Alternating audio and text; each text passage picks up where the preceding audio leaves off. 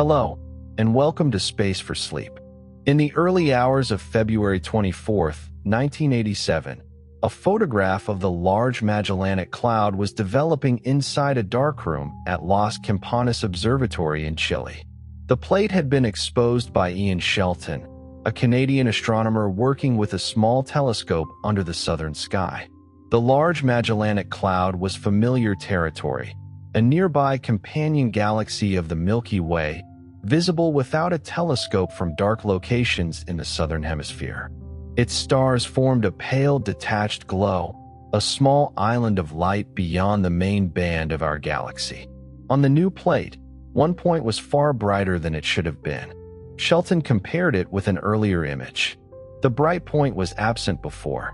He went outside and looked upward.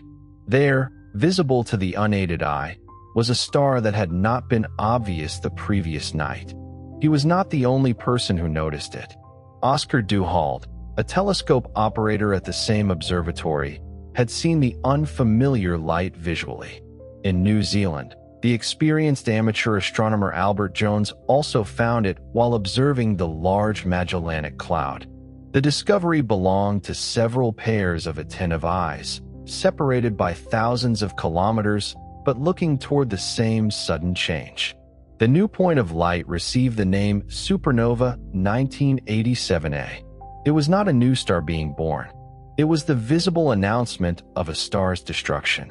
The light had traveled for roughly 168,000 years before reaching Earth.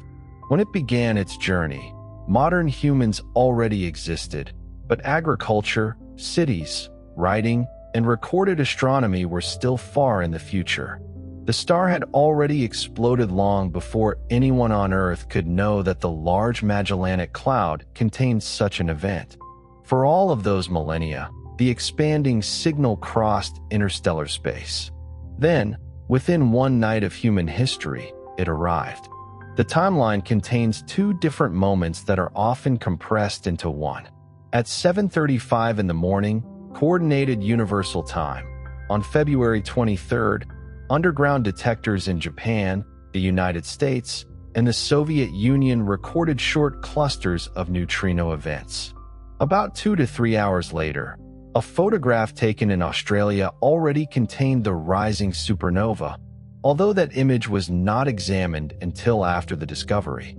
The unfamiliar star was recognized at Las Campanas during the following night. The neutrinos therefore preceded the earliest known optical record by only a few hours, but they preceded human recognition by much longer. Their signals lasted only seconds. At first, they were numbers stored by instruments built for particles that usually pass through matter almost without interaction. Later, the connection became clear. The neutrinos had come from the collapsing core of the same star. They escaped before the visible shock reached the stellar surface. They crossed the star almost directly, traveled through the Large Magellanic Cloud, passed into the Milky Way, entered Earth, and moved through rock, water, laboratories, and living bodies as though most of that matter were nearly transparent. Only a few interacted inside the detectors. Those few were enough. For the first time, humanity had detected particles emerging from the heart of a supernova. The light showed that the star had exploded. The neutrinos showed what had happened first. Supernova 1987A became the most closely studied stellar explosion of the modern era, not because it was the most powerful ever observed, but because it was near enough, bright enough, and timed perfectly for a new age of astronomy. Telescopes could study it in visible light, ultraviolet, infrared, radio waves, X-rays, and gamma rays.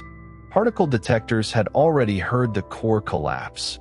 Decades later, new instruments would continue watching the debris strike rings of gas expelled by the star before its death. The event created a rare opportunity.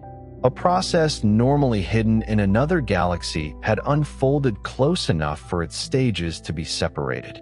First came the collapse, then the neutrinos, then the shock moving through the star, then the light, then the long transformation of the expanding debris into a supernova remnant. A supernova appears sudden from Earth, but it is not one moment. It is a chain of events occurring across radically different timescales. The central collapse takes less than a second. The neutrino emission lasts for seconds. The shock may need hours to reach the surface of a large star. The visible brightness rises and fades over days, weeks, and months. The ejecta expand for centuries. The remnant reshapes surrounding space for tens of thousands of years. The elements dispersed by the explosion can remain in the galaxy for millions or billions of years before entering another star, a planet, an ocean, or a living cell. The violence is brief. The consequences are patient. Not every star ends this way. The universe contains many more quiet stellar deaths than spectacular ones. A star like the Sun does not possess enough mass to collapse into a neutron star. Its future is dramatic only by human standards.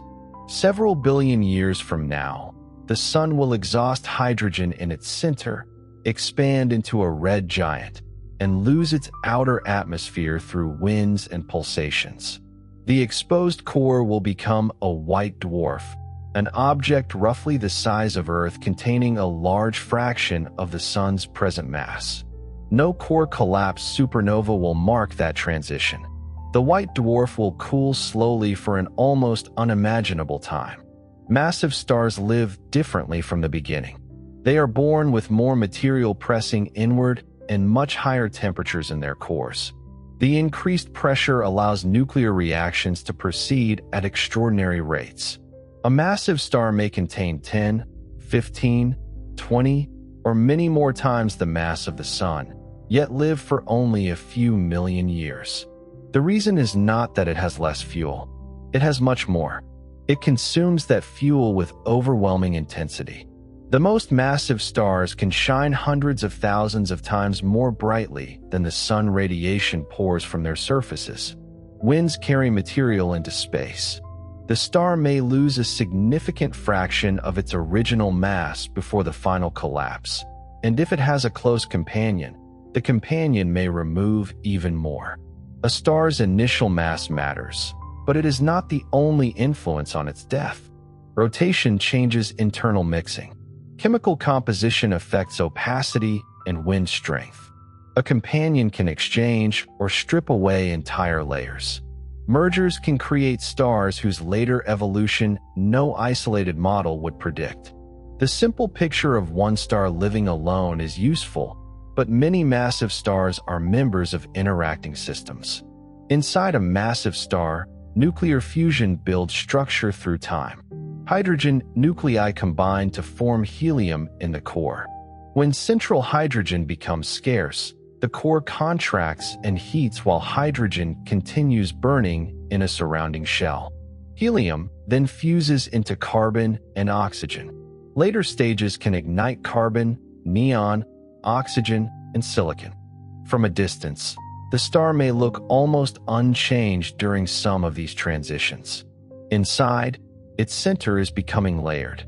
The familiar comparison is an onion, though a living star is less tidy than the image suggests.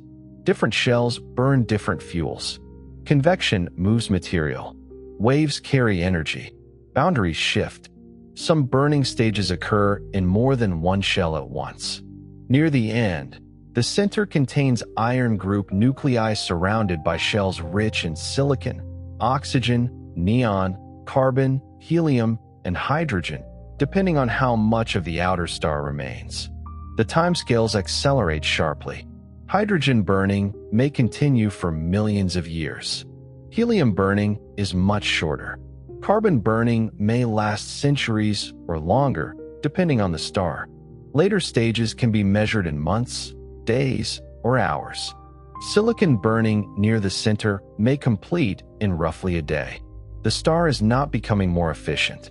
It is losing the ability to gain useful energy from each successive fuel. The core becomes hotter, and an increasing share of energy escapes as neutrinos. Reactions proceed faster to maintain support against gravity. The final ash is often described simply as iron, but the actual nuclear mixture contains iron group elements. including nuclei that later decay into iron. Iron and nearby nuclei sit close to the peak of nuclear binding energy per particle. Fusing them into heavier nuclei does not provide the same release of energy that sustained earlier stages. Breaking them apart also requires energy. The core has reached a physical boundary. It cannot begin another ordinary fusion stage that will support the star for a useful interval. Yet the collapse does not begin merely because fusion has stopped, as though a flame were extinguished and gravity suddenly noticed. The core is already supported largely by the quantum pressure of electrons packed into a very small volume, along with thermal pressure and nuclear effects. As the iron group core grows and conditions change, that support becomes unstable. High-energy photons begin breaking heavy nuclei into smaller pieces, absorbing energy. Electrons are captured by protons inside nuclei and in the surrounding matter, producing neutrons and neutrinos. Removing electrons weakens electron pressure. The core becomes more neutron-rich. The effective mass it can support decreases even while material continues adding to it from burning shells above. A threshold is crossed. Collapse begins throughout the inner core. At first, the motion is not a cinematic explosion outward. It is a fall inward. Matter accelerates toward the center. Density rises. Atomic nuclei are pressed closer. Electrons continue disappearing into protons. Neutrinos are produced in enormous numbers. For a while, the neutrinos escape. Then the density becomes so high that even neutrinos scatter repeatedly and become trapped within the collapsing matter. The core, once thousands of kilometers across, contracts toward the scale of a city. Its inward speed becomes a significant fraction of the speed of light. The collapse separates into regions. The inner core falls approximately together, while outer material falls inward faster and later. The distinction matters because the inner core reaches nuclear density first. Nuclear density is not merely the density of very compressed ordinary material. It is the density found inside atomic nuclei, where protons and neutrons are packed with almost no empty atomic space between them. At these conditions, matter changes its resistance to compression. The strong nuclear interaction becomes increasingly repulsive at very short distances. The inner collapse halts and reverses slightly. This is called core bounce. The word can be misleading. The entire star does not bounce like a ball. A shock forms near the boundary of the rebounding inner core and begins moving outward into material that is still falling inward. For a moment, the shock carries the possibility of an explosion. Then it loses energy.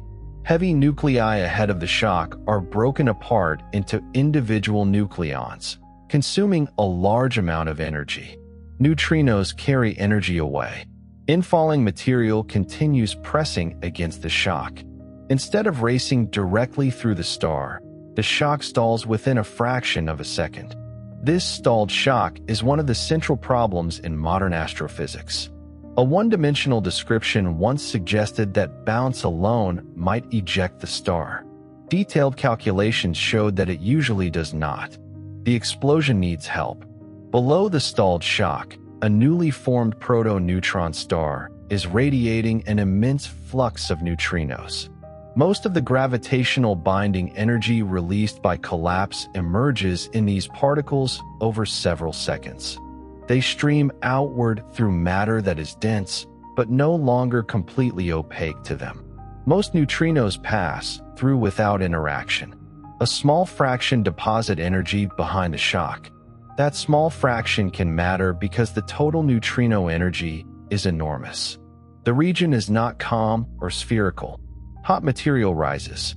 Cooler material falls. Accretion streams strike the proto-neutron star. Turbulence keeps matter in the heating region longer than it would remain in a perfectly symmetric flow. Large-scale instabilities push and deform the shock. In the leading explanation for ordinary core collapse supernovae, neutrino heating, aided by multidimensional turbulence and fluid instabilities, revives the stalled shock. The process is strongly supported by modern simulations, but it is not reduced to one universal recipe. Different progenitor structures behave differently. Rotation and magnetic fields can matter. Some explosions may involve jets or unusually strong magnetic engines. Some collapsing stars may fail to produce an ordinary visible supernova. The most accurate statement is that the explosion emerges from an unstable contest. Gravity continues pulling matter inward. Neutrinos transfer some energy outward. Turbulence changes how long that transfer can act. Turning this unstable contest into a calculation is extraordinarily difficult. Gravity acts. Quantum pressure reaches a limit. Nuclei rearrange. Radiation diffuses. Particles scatter. The extreme result emerges from familiar laws operating across enormously different scales. Researchers do not yet predict every core collapse event from first principles, but they know which ingredients must be followed. General relativity, neutrino transport, nuclear equations of state, multidimensional fluid motion, magnetic fields, rotation, and the star's pre-collapse structure. A simulation must connect nuclear interactions with motion across thousands of kilometers and fractions of a second with the later outward travel of a shock. It must follow neutrinos that sometimes diffuse through opaque matter and sometimes stream almost freely. It must represent turbulence without forcing the star into artificial symmetry. This is computationally demanding because the star is not one-dimensional. Rising plumes and narrow downflows change the heating. Rotation selects directions. Magnetic fields can be wound and amplified. Small differences in the progenitor can affect whether the shock revives quickly, late, weakly, or not at all. Modern three-dimensional simulations increasingly produce explosions for many progenitors, supporting the neutrino heating framework while continuing to expose cases that remain difficult. Observations of neutron star masses, explosion energies, nucleosynthetic yields, kicks, and remnant shapes test those models after the star is gone. The problem is not solved by one successful calculation. The shock either begins expanding successfully or the collapse continues toward a different ending. When revival succeeds, the shock moves into the surrounding stellar layers. It is not the source of most of the event's total energy. The vast majority has already escaped or will escape as neutrinos from the cooling compact core. But the shock receives enough energy to unbind much of the star. The difference between almost all and a small fraction is crucial. The gravitational collapse may release energy equivalent to a substantial fraction of a star's rest mass, mostly in neutrinos. The kinetic energy of the visible explosion is typically around 1% or less of that enormous reservoir. Yet that fraction is enough to accelerate several solar masses of material to thousands of kilometers per second. It is enough to tear apart a star. It is enough to make one point of light rival the combined brightness of billions of stars. Deep inside, the proto-neutron star continues cooling and contracting. Outside, the shock travels through layers assembled over the star's entire life. The visible supernova has not yet begun. The star has already died at its center.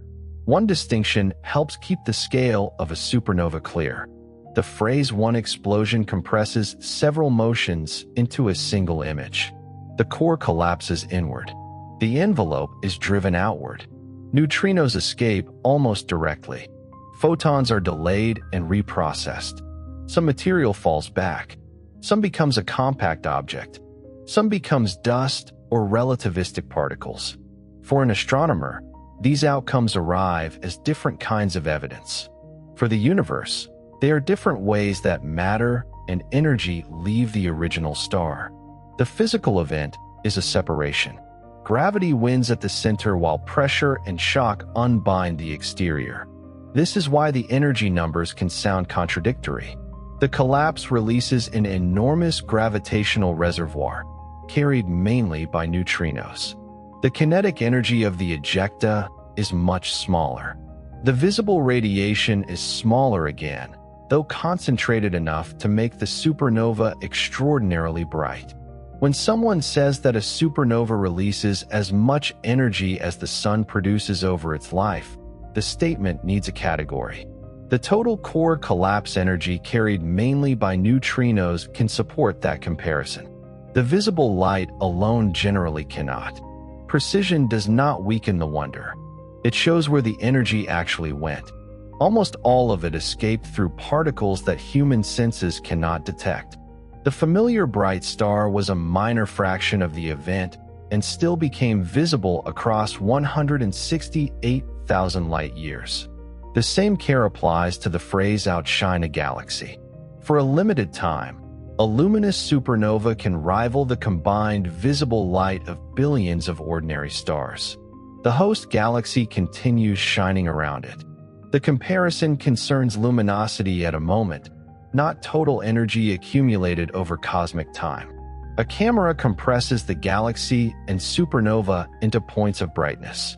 The physics behind those points differs enormously. One is the steady combined output of a stellar population. The other is stored gravitational or nuclear energy released rapidly by one object. Rate creates brilliance.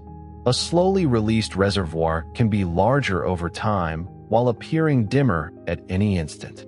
This distinction helps make the event calm enough to understand. Nothing infinite occurs. No physical law is suspended. The numbers are extreme because stellar masses and nuclear densities are extreme, not because the event exists outside ordinary physics. The shock now has a long journey through the star. Its travel time depends on the star's size. A compact stripped star may allow the shock to reach the surface relatively quickly. A red supergiant can extend across hundreds of millions of kilometers, and the shock may need hours to cross its envelope. During that interval, the outer star still appears intact to a distant observer. The core has collapsed. Neutrinos have escaped, but ordinary light remains trapped. When the shock approaches the surface, the overlying material becomes thin enough for radiation to escape.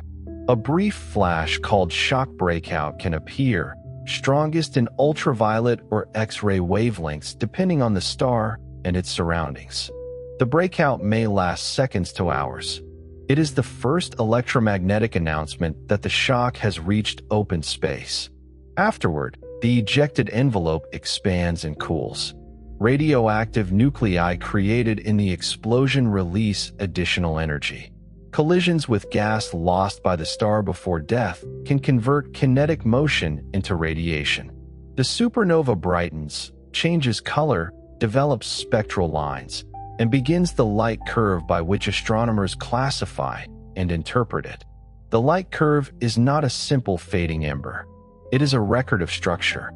A large hydrogen envelope can remain ionized, trapping radiation until recombination moves through the ejecta. This produces the broad plateau seen in many type 2P supernovae. A thinner envelope can create a more rapidly declining light curve. Dense circumstellar gas can make an explosion unusually luminous as the ejecta crash into material shed before death. Radioactive nickel can power brightness for weeks and months as it decays first into cobalt and then into iron. The changing spectrum reveals which elements are present and how quickly they are moving. Every supernova is unresolved in the earliest images, merely a point of light inside or near a host galaxy. Yet that point contains velocity, chemistry, density, asymmetry, and time. Astronomers learned to separate supernovae long before they understood all of their causes. The first division came from spectra. Some explosions showed prominent hydrogen lines. Others did not. The hydrogen-rich events became type 2. The hydrogen-poor events became type 1. Later observations divided type 1 further. Type 1a supernovae show strong signatures associated with silicon near maximum light and arise from thermonuclear destruction of white dwarfs. Type 1b events lack obvious hydrogen but show helium. Type 1c events lack both conspicuous hydrogen and helium lines. The names describe observed light, not a perfect map of physical causes. Type 2, Type 1b, and Type 1c usually belong to the broad family of core collapse explosions. Type 1a belongs to a different family entirely. Even within core collapse, boundaries can blur. A Type 2b supernova begins with hydrogen features and later resembles a helium-rich Type 1b event. Its progenitor retained only a thin hydrogen layer.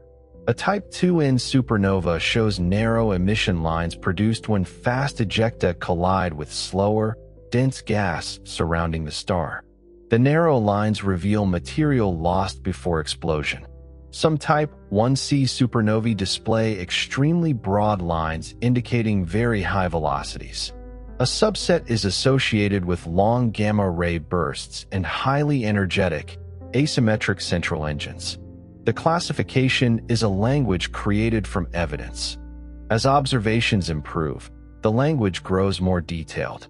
The missing outer layers raise an important question. How does a massive star lose its hydrogen, or both hydrogen and helium, before it collapses?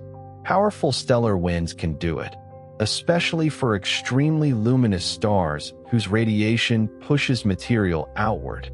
Wolf-Rayet stars are hot, stripped objects with dense winds and spectra dominated by processed material from deeper layers. For many years, they were treated as the natural explanation for most Type 1b and Type 1c supernovae.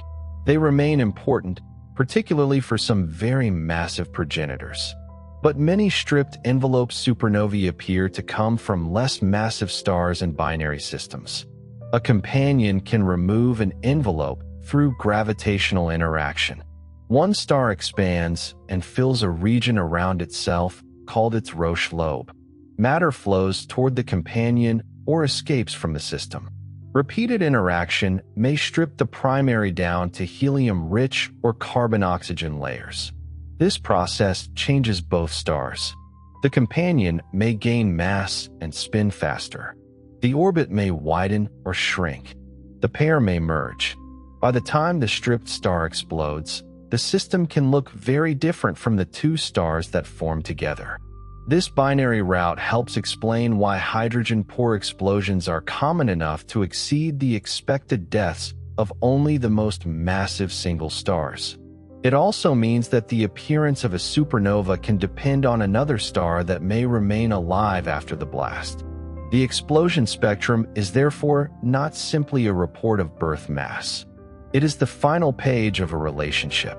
Supernova 1987A belonged to the core collapse family and showed hydrogen, but it violated another expectation.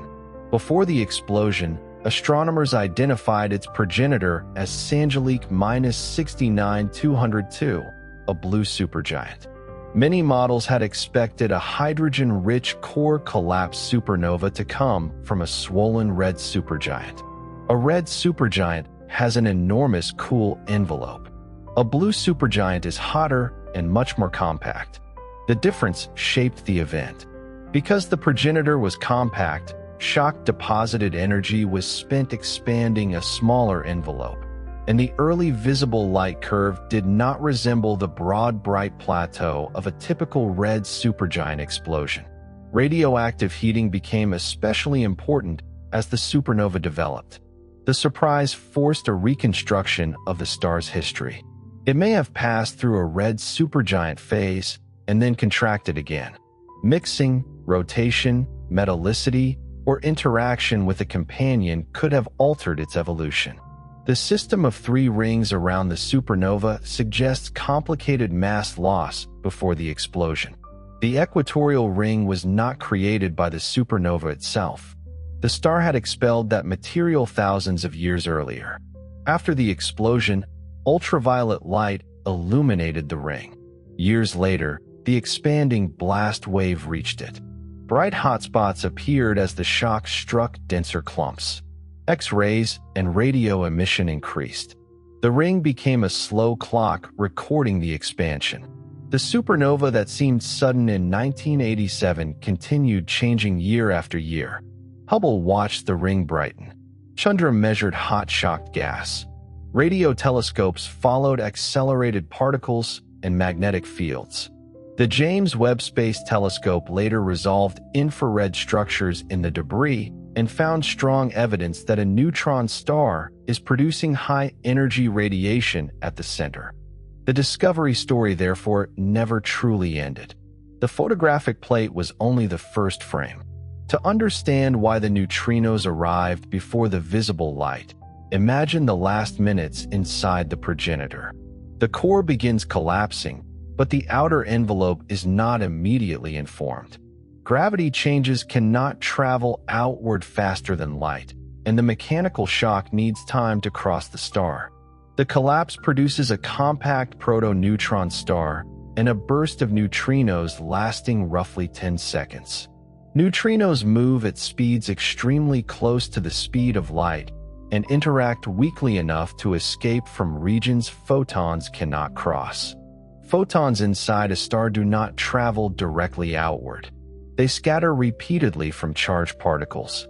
In the dense interior, a photon's path resembles an immense random walk. The explosion shock changes the situation, carrying radiation and heat toward the surface. Only when it reaches shallow layers can the electromagnetic signal escape efficiently. For supernova 1987A, the delay between the main neutrino detections and the early optical appearance was a few hours, consistent with the shock moving through a compact blue supergiant envelope.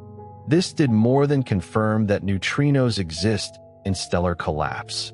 It separated the center from the surface in time. The detectors heard the birth of a compact remnant before telescopes saw the destruction of the star. The number of detected events was small. Kamiokande 2 recorded 11 events in the commonly used sample. The Irvine, Michigan Brookhaven detector recorded 8. Baxen recorded a smaller cluster often included in the total discussion. Across the established detections, only a few dozen neutrinos represented an outflow that had carried away an enormous amount of energy. The small count was not evidence that few neutrinos arrived. Vast numbers passed through the detectors without interacting. The few interactions matched the broad expectation that a newly formed compact object would cool by releasing neutrinos over seconds. Modern neutrino observatories are far larger and more sensitive. If a core collapse supernova occurred in the Milky Way today, detectors around Earth could record thousands or many thousands of events, depending on distance and detector type. The burst could arrive before visible light, providing an early warning to telescopes. Astronomers would turn instruments toward the sky while the shock was still traveling through the star or emerging from obscuring dust. Neutrinos would give a timestamp for the collapse. Gravitational wave detectors might register asymmetrical motion in the core. Visible, infrared, radio, X-ray, and gamma-ray observatories would follow the aftermath. A galactic supernova would not be one discovery made by one telescope. It would be a coordinated event across particle physics, gravitational physics, and astronomy.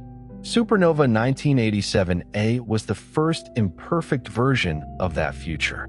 Its neutrinos confirmed the scale and duration of compact object cooling, but they could not reveal every detail of the explosion. The sample was too small. The detectors were not built as a global precision network. Some timing and interpretation questions remain. Yet the core message survived every later analysis. A massive star collapsed. A compact remnant formed. Most of the released energy left as neutrinos. Hours later, light announced the event to human eyes. The visible brightness of a supernova can encourage a misleading comparison. For a time, one exploding star may rival the light of its host galaxy. This does not mean that its visible output equals all the light that every star in that galaxy will ever produce. It means luminosity is concentrated into a short interval. The total gravitational energy released in core collapse is much larger than the visible display and can be comparable to the energy the sun will radiate over its entire life.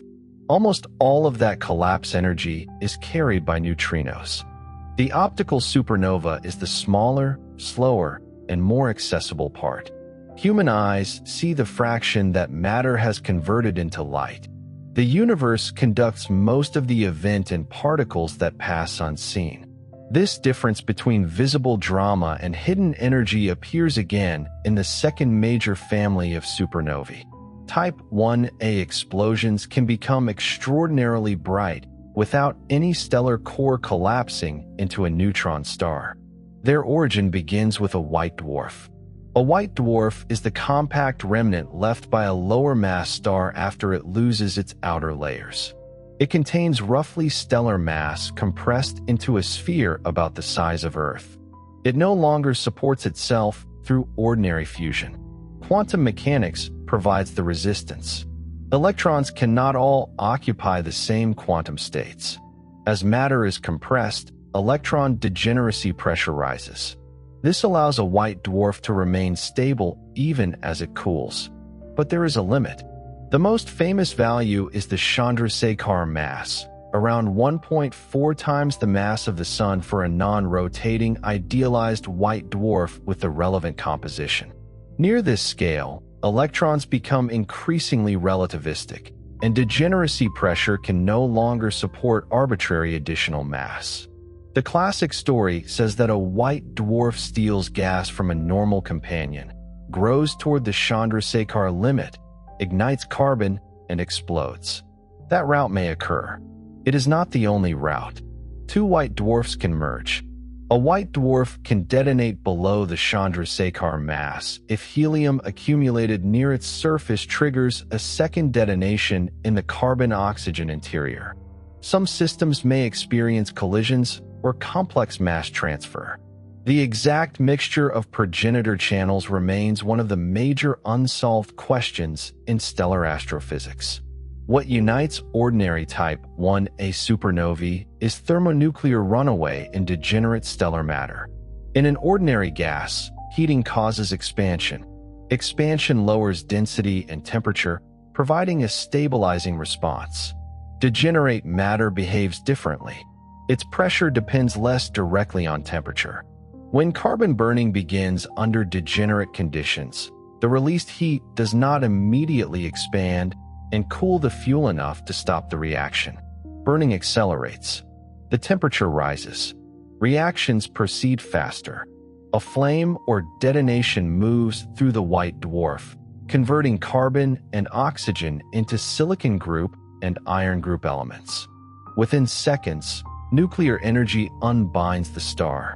Unlike a core collapse supernova, an ordinary Type 1a explosion usually leaves no neutron star. The white dwarf is disrupted.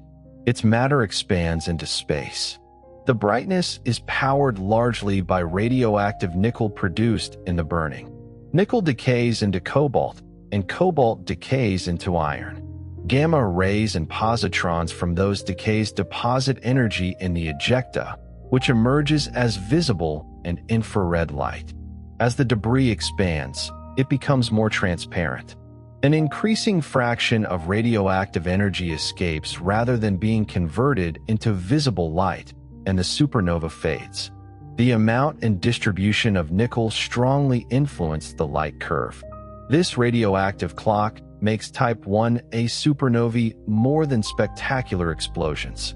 It makes them useful measures of distance. A distant explosion appears faint for two possible reasons. It may be intrinsically weak, or it may be very far away. To infer distance from brightness, astronomers need to know how luminous the source truly was. Type 1a supernovae are not identical, but many follow a measurable relationship between peak luminosity and the rate at which they fade. Brighter events tend to decline more slowly. By measuring the shape and color of the light curve, correcting for dust and other effects, astronomers can standardize the explosion. The phrase standard candle survives, but standardizable candle is often more accurate. The process requires care. Different supernova populations may not be perfectly interchangeable. Post-galaxy properties matter. Dust can redden and dim the light. Calibration must connect nearby distance measurements to much more distant events. Selection effects can favor the easiest explosions to detect. Even so, Type 1a supernovae remain among the most powerful tools in observational cosmology. In the late 1990s, two teams used distant Type 1a events to test how cosmic expansion had changed over time. The expectation was that gravity from matter would slow expansion. The supernovae appeared dimmer, and therefore farther away, than they would in a universe following the simplest decelerating models. The conclusion was astonishing. Cosmic expansion is accelerating. The cause received the name dark energy, a label for an observed effect whose underlying nature remains unknown. A white dwarf destroyed in a binary system became a marker for the behavior of the universe on the largest scales. The connection is almost absurd in its reach. Carbon and oxygen burn across a sphere the size of Earth. Radioactive decay powers a point of light. That point crosses billions of light years. Its brightness helps reveal the expansion history of space itself. Type 1a supernovae also contribute strongly to galactic chemistry, especially iron group elements. Core collapse supernovae contribute oxygen, silicon, sulfur, calcium, and many other nuclei from both pre-explosion burning and explosive processing. Different stellar deaths enrich the galaxy in different proportions and on different timescales. Massive stars live briefly, so core collapse supernovae begin enriching a region soon after star formation. White dwarfs in binary systems may require longer delays before a Type 1a explosion occurs. Some explode relatively soon, others wait billions of years. The chemical history of a galaxy therefore carries a clock. A young population can be rich in elements produced by massive stars, while showing less contribution from delayed Type 1a events. Later generations incorporate increasing iron from white dwarf explosions.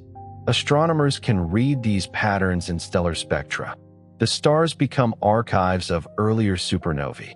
The two main families also differ in what remains at the center. A thermonuclear Type 1a event usually destroys the white dwarf. A core collapse supernova may leave a neutron star or a black hole. The distinction depends on the structure of the collapsing core, the success and energy of the explosion, rotation, mass loss, and how much material later falls back. It cannot be predicted from initial mass alone with one sharp boundary. When collapse halts at nuclear density, the compact object is first a hot proto-neutron star. It contains matter under conditions impossible to reproduce in bulk on Earth. Neutrons dominate, but protons, electrons, muons, and perhaps more exotic states may be present depending on density. The star is not made of one giant atomic nucleus in a simple literal sense, though the comparison conveys its density. A typical neutron star packs more mass than the Sun into a sphere only about 20 to 25 kilometers across. A teaspoon analogy is often used, but it hides the central fact. Neutron star matter cannot be removed and placed on a table. Without the object's gravity and pressure, it would not remain in the same state. The newborn neutron star is hot, turbulent, and rapidly changing. It cools through neutrino emission. It may spin many times per second. Magnetic fields can be trillions of times stronger than Earth's. If magnetic poles and the rotation axis are misaligned, beams of radiation sweep through space. When one crosses Earth, observers detect regular pulses. The object becomes a pulsar. Pulsars are not stars turning on and off. The radiation beam rotates like a lighthouse. The Crab pulsar is one of the best-known examples. The supernova that created it was observed in the year 1054 by astronomers in East Asia and elsewhere. Historical records describe a guest star bright enough to be seen in daylight for a time. Today, The Crab Nebula is an expanding network of glowing filaments surrounding a pulsar that rotates about 30 times each second. The pulsar loses rotational energy. A wind of particles and magnetic fields fills the nebula. The remnant shines from radio wavelengths to gamma rays. The visible filaments contain gas ejected by the star. The inner region responds to a central engine still operating almost 1,000 years after the explosion appeared in human skies. A supernova may last months as a bright point. Its compact remnant can remain active for millennia or much longer. Some neutron stars possess even stronger magnetic fields and are called magnetars. Their crusts and magnetic configurations can release bursts of X-rays and gamma rays.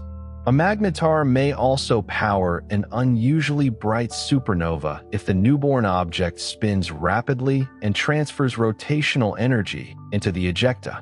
This provides one explanation for some superluminous supernovae, events much brighter than ordinary examples. Other extreme explosions gain luminosity by crashing into dense circumstellar material. The label superluminous describes brightness, not one unique engine. If the collapsed core is too massive to remain a neutron star, it forms a black hole. This can happen promptly or after a temporary neutron star gains fallback material. The maximum stable neutron star mass depends on the uncertain equation of state of ultradense matter, but observed neutron stars with about 2 solar masses show that the limit lies above that value. Some collapsing stars may form black holes without launching a successful bright explosion. The shock stalls. Accretion continues. The star may briefly brighten, perhaps through mass loss triggered by neutrinos or weak transients, and then largely disappear as material falls inward. Astronomers have searched for massive stars present in older images but absent later, hoping to identify these failed supernovae. The evidence for individual candidates is difficult because dust can hide stars and late-time emission can mimic disappearance. The broader possibility remains physically important. Not every massive stellar death must produce the same visible spectacle. Some stars may end quietly by supernova standards. The darkness can also be an outcome. Between a bright explosion and direct collapse lie many possibilities. Fallback can reduce the amount of ejected material and increase the remnant mass. Jets can carry energy along preferred directions. Rapid rotation and strong magnetic fields can create long gamma-ray bursts when narrow relativistic outflows escape a stripped star. If a jet points elsewhere, observers may see an unusual supernova without the gamma-ray burst. If the jet points toward Earth, the high-energy flash can be visible across much of the observable universe. These events reveal that supernovae are not spherical bombs. Even ordinary explosions show asymmetry. Neutron stars receive kicks, moving at hundreds of kilometers per second in some cases. Elements are distributed unevenly. Polarization indicates departures from spherical symmetry. Remnants such as Cassiopeia A preserve jets, knots, overturning, and large-scale differences in composition. The compact object itself may be pushed away from the exact geometric center. The cause can include asymmetrical ejecta and anisotropic neutrino emission. A star that spent millions of years approximately centered on its own gravity can end with its core thrown across the galaxy.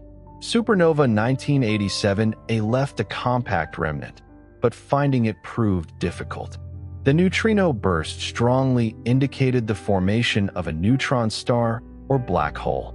A normal bright pulsar was not seen. Dust and dense ejecta obscured the center. For decades, the remnant remained hidden behind its own debris. Millimeter observations found a warm, compact dust feature. X-ray studies placed limits on a pulsar wind. Then infrared spectroscopy with the James Webb Space Telescope detected emission from highly ionized argon and sulfur near the center. Those ions require a source of energetic radiation. The strongest interpretation is a neutron star, either directly heating and ionizing its surroundings or powering a small pulsar wind nebula. The evidence does not present a crisp photograph of a stellar sphere. No telescope can resolve a 20-kilometer neutron star at that distance. Instead, matter around the center reveals what is illuminating it. Once again, astronomy sees an invisible object through consequences. The neutrinos announced its birth. Decades later, ionized atoms strengthened the case that it survived. Around the hidden remnant, the supernova debris continues expanding. The fastest ejecta have crossed the equatorial ring and moved beyond it. Shock knots brighten and fade. Dust forms and is heated. Molecules appear in cooling regions. The geometry of the original explosion gradually emerges in 3 dimensions. The remnant is young enough that human observations cover a significant fraction of its visible evolution. Cassiopeia A is more than 3 centuries old as seen from Earth. The crab is nearly 1,000. Supernova 1987A has been followed from the first night. Astronomers possessed images before the explosion, observations during the rise, neutrino timing from the collapse, spectra through the fading light curve, and decades of remnant development. No other supernova offers the same combination. This makes it a bridge between a transient and a remnant. A transient is something that appears, changes, and fades on human timescales. A remnant is a structure that can endure for thousands of years. Supernova 1987A is becoming the second while still remembered as the first. The expanding material eventually encounters gas beyond the rings. Its shocks accelerate particles. Magnetic fields become amplified. X-rays trace hot plasma. Radio emission traces relativistic electrons spiraling around magnetic field lines. The event is no longer only the death of one star. It is changing the surrounding region of the Large Magellanic Cloud. All supernova remnants perform some version of this work. They transfer energy and momentum into the interstellar medium. They stir gas. They create hot cavities. They compress clouds. They transport newly made elements away from their birthplaces. The star ends as an object. Its influence spreads as a wave. A young remnant begins in free expansion when the ejected mass dominates the swept-up surroundings. Later, the amount of interstellar material gathered by the shock becomes comparable to the ejecta. The remnant enters a phase often associated with a self-similar solution developed by Sadov and Taylor, where energy conservation shapes the expansion. Still later, radiative cooling becomes important. The shock slows. Gas collapses into a thinner shell. Eventually, the remnant merges with the turbulent interstellar medium. The original boundary disappears. The explosion has not vanished. Its energy and elements have become part of the galaxy. Cassiopeia A shows the early centuries of this process in extraordinary detail. It is roughly 10 light-years across and filled with shocked knots rich in silicon, sulfur, argon, calcium, iron, and other elements. Its central compact object is a neutron star, but unlike the crab pulsar, it does not power a brilliant visible pulsar wind nebula. Different remnants with similar ages can look radically different because progenitors, environments, and compact objects differ. Tycho's supernova remnant came from a Type 1a explosion observed in 1572. Kepler's remnant came from another supernova observed in 1604, probably Type 1a interacting with a complex surrounding medium. Neither contains a neutron star because the white dwarf was destroyed. The Vela remnant is much older and closer, spread across a vast area of the sky. Its pulsar marks the compact core left by a massive star. The blast has fragmented into filaments as it interacts with uneven gas. The appearance of a remnant is a negotiation between ejecta and environment. A dense cloud slows one region. A cavity allows another to move farther. Magnetic fields shape filaments. Previous winds from the star create shells that the supernova later strikes. The final explosion carries the history of everything the star expelled before death. A massive star prepares its own surroundings. Then it collides with them. The elements carried by those waves are often summarized with one phrase: "We are made of star stuff." The phrase is true. Its simplest popular explanation is not complete. The universe did not begin with every element needed for rocks and life. The early cosmos produced mostly hydrogen and helium, with small amounts of lithium and related light nuclei. Stars later built much of the periodic table through several different processes. No single kind of supernova created everything in a human body. Carbon was made in stars through helium fusion. Much of the carbon returned to galaxies through winds from aging stars, including stars that never exploded. Nitrogen has important origins in stellar processing across several mass ranges. Oxygen is produced especially efficiently in massive stars and dispersed strongly by core collapse supernovae. Iron comes from both core collapse explosions and, in large galactic quantities, type 1a supernovae. The calcium in bone does not point to one event. The iron in blood does not point to one event. Every element has a population history. Galaxies mix the contributions of countless stars over billions of years. A massive star manufactures nuclei before collapse. Helium burning produces carbon and oxygen. Later burning stages create neon, magnesium, silicon, sulfur, and iron group material. When the shock passes through the star, temperatures rise rapidly and cause explosive nucleosynthesis, altering the composition further. Some layers are only heated and ejected. Others are transformed. Near the center, matter can reach nuclear statistical equilibrium, producing large quantities of radioactive nickel and related iron group nuclei. Farther out, explosive oxygen and silicon burning create characteristic mixtures. The precise yields depend on progenitor structure, explosion energy, asymmetry, fallback, and nuclear reaction rates. A supernova spectrum and its later remnant can reveal where these elements ended up. In Cassiopeia A, X-ray maps show different distributions of silicon, sulfur, calcium, iron, and other material. Some iron-rich ejecta travel beyond layers that once lay above them, evidence of overturning and mixing during the explosion. The onion was disrupted. Inner material moved outward. Outer material moved inward. Radioactive decay also mixes energy through the ejecta. In supernova 1987A, gamma rays from radioactive cobalt were detected earlier than the simplest spherical models expected, indicating that radioactive material had been carried outward through mixing. The light curve was therefore not just a measure of how much nickel formed.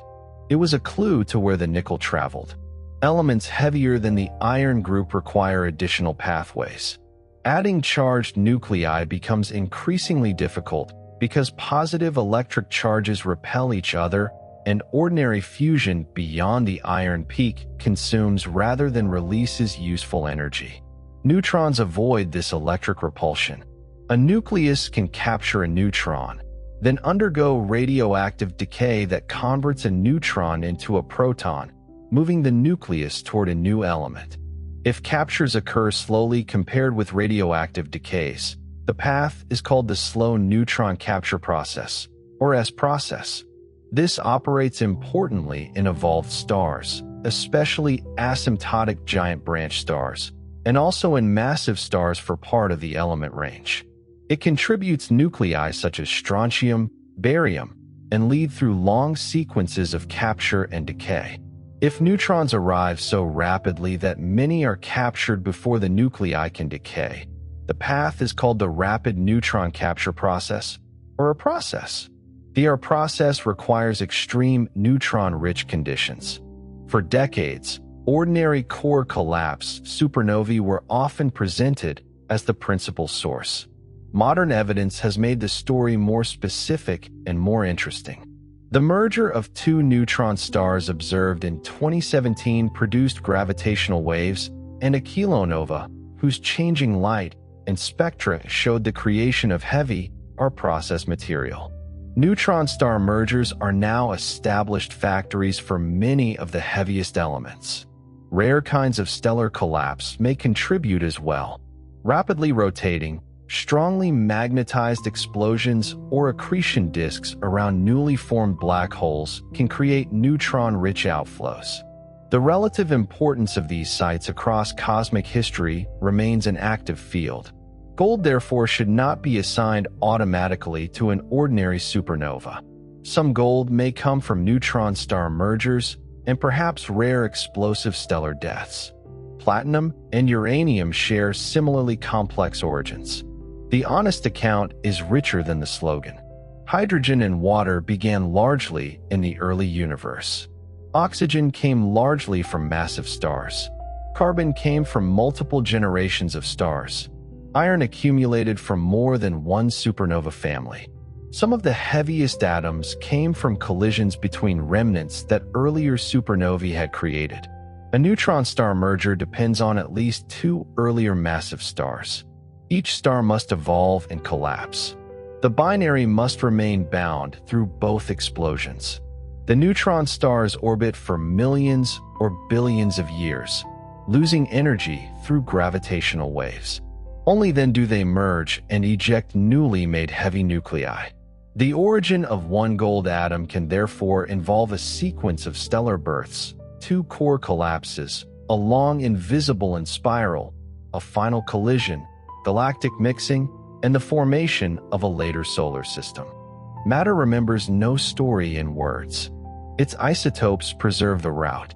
Supernovae distribute elements, but distribution is not instantaneous or uniform. Fresh ejecta move into hot bubbles. Dust grains condense. Shocks destroy some grains and allow others to survive. Gas cools. Turbulence mixes enriched material with less processed hydrogen and helium. Some elements remain locked in compact remnants. Some fall back into black holes. Some escape a small galaxy entirely. The chemical evolution of a galaxy depends on how strongly it can retain the products of its stars. A low-mass galaxy can lose enriched gas through repeated explosions. A massive galaxy may keep more of it. Star formation, inflow, outflow, and supernova feedback interact over cosmic time. In this sense, a supernova is both chemistry and weather on a galactic scale. Its blast heats gas that might otherwise cool and form stars. Its shock can also compress parts of nearby clouds. This creates a familiar statement: supernovae trigger star formation. Sometimes they can. A shock entering a dense cloud may increase pressure and help a region collapse gravitationally. But the same event can disperse a cloud, heat it, or prevent star formation. The result depends on distance, geometry, density, magnetic fields, and timing. Supernova feedback both encourages and suppresses birth. Galaxies need this competition. Without energy from massive stars, gas could collapse too efficiently. With too much disruption, star formation would stop. Stellar winds, radiation, and supernovae regulate the conversion of gas into new stars. The next generation emerges from a medium shaped by the previous one. The formation of the solar system may have occurred near massive stars. Meteorites contain daughter products of short-lived radioactive isotopes such as aluminium-26 and iron-60. These isotopes existed when the earliest solids formed and decayed soon afterward on astronomical timescales. Their presence suggests that the young solar system inherited recently synthesized material. A nearby supernova is one possible source for some isotopes. Winds from massive stars and other stellar environments offer alternatives or complementary contributions. A shock may also have helped compress the cloud from which the sun formed, but the evidence does not identify one simple cinematic event with certainty. The sun's birth environment was likely crowded and active. The solar system emerged from matter already processed by many older stars. A later nearby event may have added fresh radioactive nuclei. The exact sequence remains under study. What is certain is that the Sun did not form from pristine cosmic gas. Earth contains metals because the Milky Way had already experienced generations of stellar life and death. Supernova remnants influence matter in another way. Their shocks accelerate charged particles to enormous energies. These particles are called cosmic rays, though most are atomic nuclei rather than rays of light. Protons dominate, accompanied by helium nuclei and heavier species.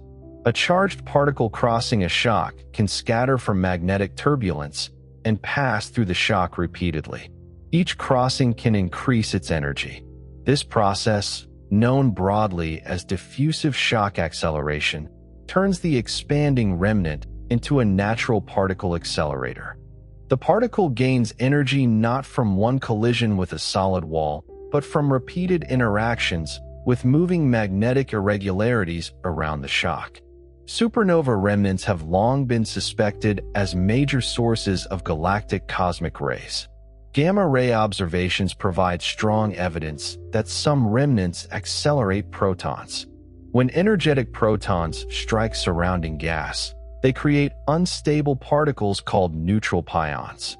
The pions decay into gamma rays with a characteristic spectral signature. This signature has been detected in remnants interacting with molecular clouds. The case is strongest for a substantial portion of cosmic rays up to energies around the knee in the cosmic ray spectrum, though the highest energy particles require additional or more extreme accelerators. Cosmic rays eventually escape the remnant and diffuse through the galaxy. They ionize interstellar gas. They influence chemistry inside clouds where ordinary ultraviolet light cannot penetrate. They contribute pressure and help couple gas to magnetic fields. Some enter Earth's atmosphere and create showers of secondary particles. A supernova can therefore affect a region long after its visible light fades, not only through expanding gas, but through particles wandering far beyond the shell. The remnant becomes porous. Its influence escapes. The light of the original explosion moves outward at light speed and never returns. Neutrinos continue almost undisturbed into intergalactic space. Cosmic rays take more complicated paths, bent by magnetic fields and delayed by diffusion. Ejecta slow and mix locally. Different messengers carry different parts of the event across different distances and times. This is why modern astronomy treats supernovae as multi-messenger phenomena. Photons show temperature, composition, and motion. Neutrinos probe the hidden core. Gravitational waves could reveal asymmetrical bulk motion during collapse. Cosmic rays and gamma rays trace particle acceleration. Radioactive isotopes record nucleosynthesis. No one messenger explains the whole death. The next nearby core collapse may combine them. A neutrino alert could arrive first. Automated systems would notify observatories. If the star were hidden by dust in the galactic plane, infrared telescopes might find it before visible light instruments. Gravitational wave data could test rotation and turbulence. Hours later, shock breakout might appear. Over days, spectra would classify the event. Over years, the remnant would grow. Human observers would watch a process whose central physics has been inferred from simulations and one small neutrino sample since 1987. The galaxy almost certainly contains such events more often than the historical record suggests. Estimates commonly place the Milky Way supernova rate near a few per century.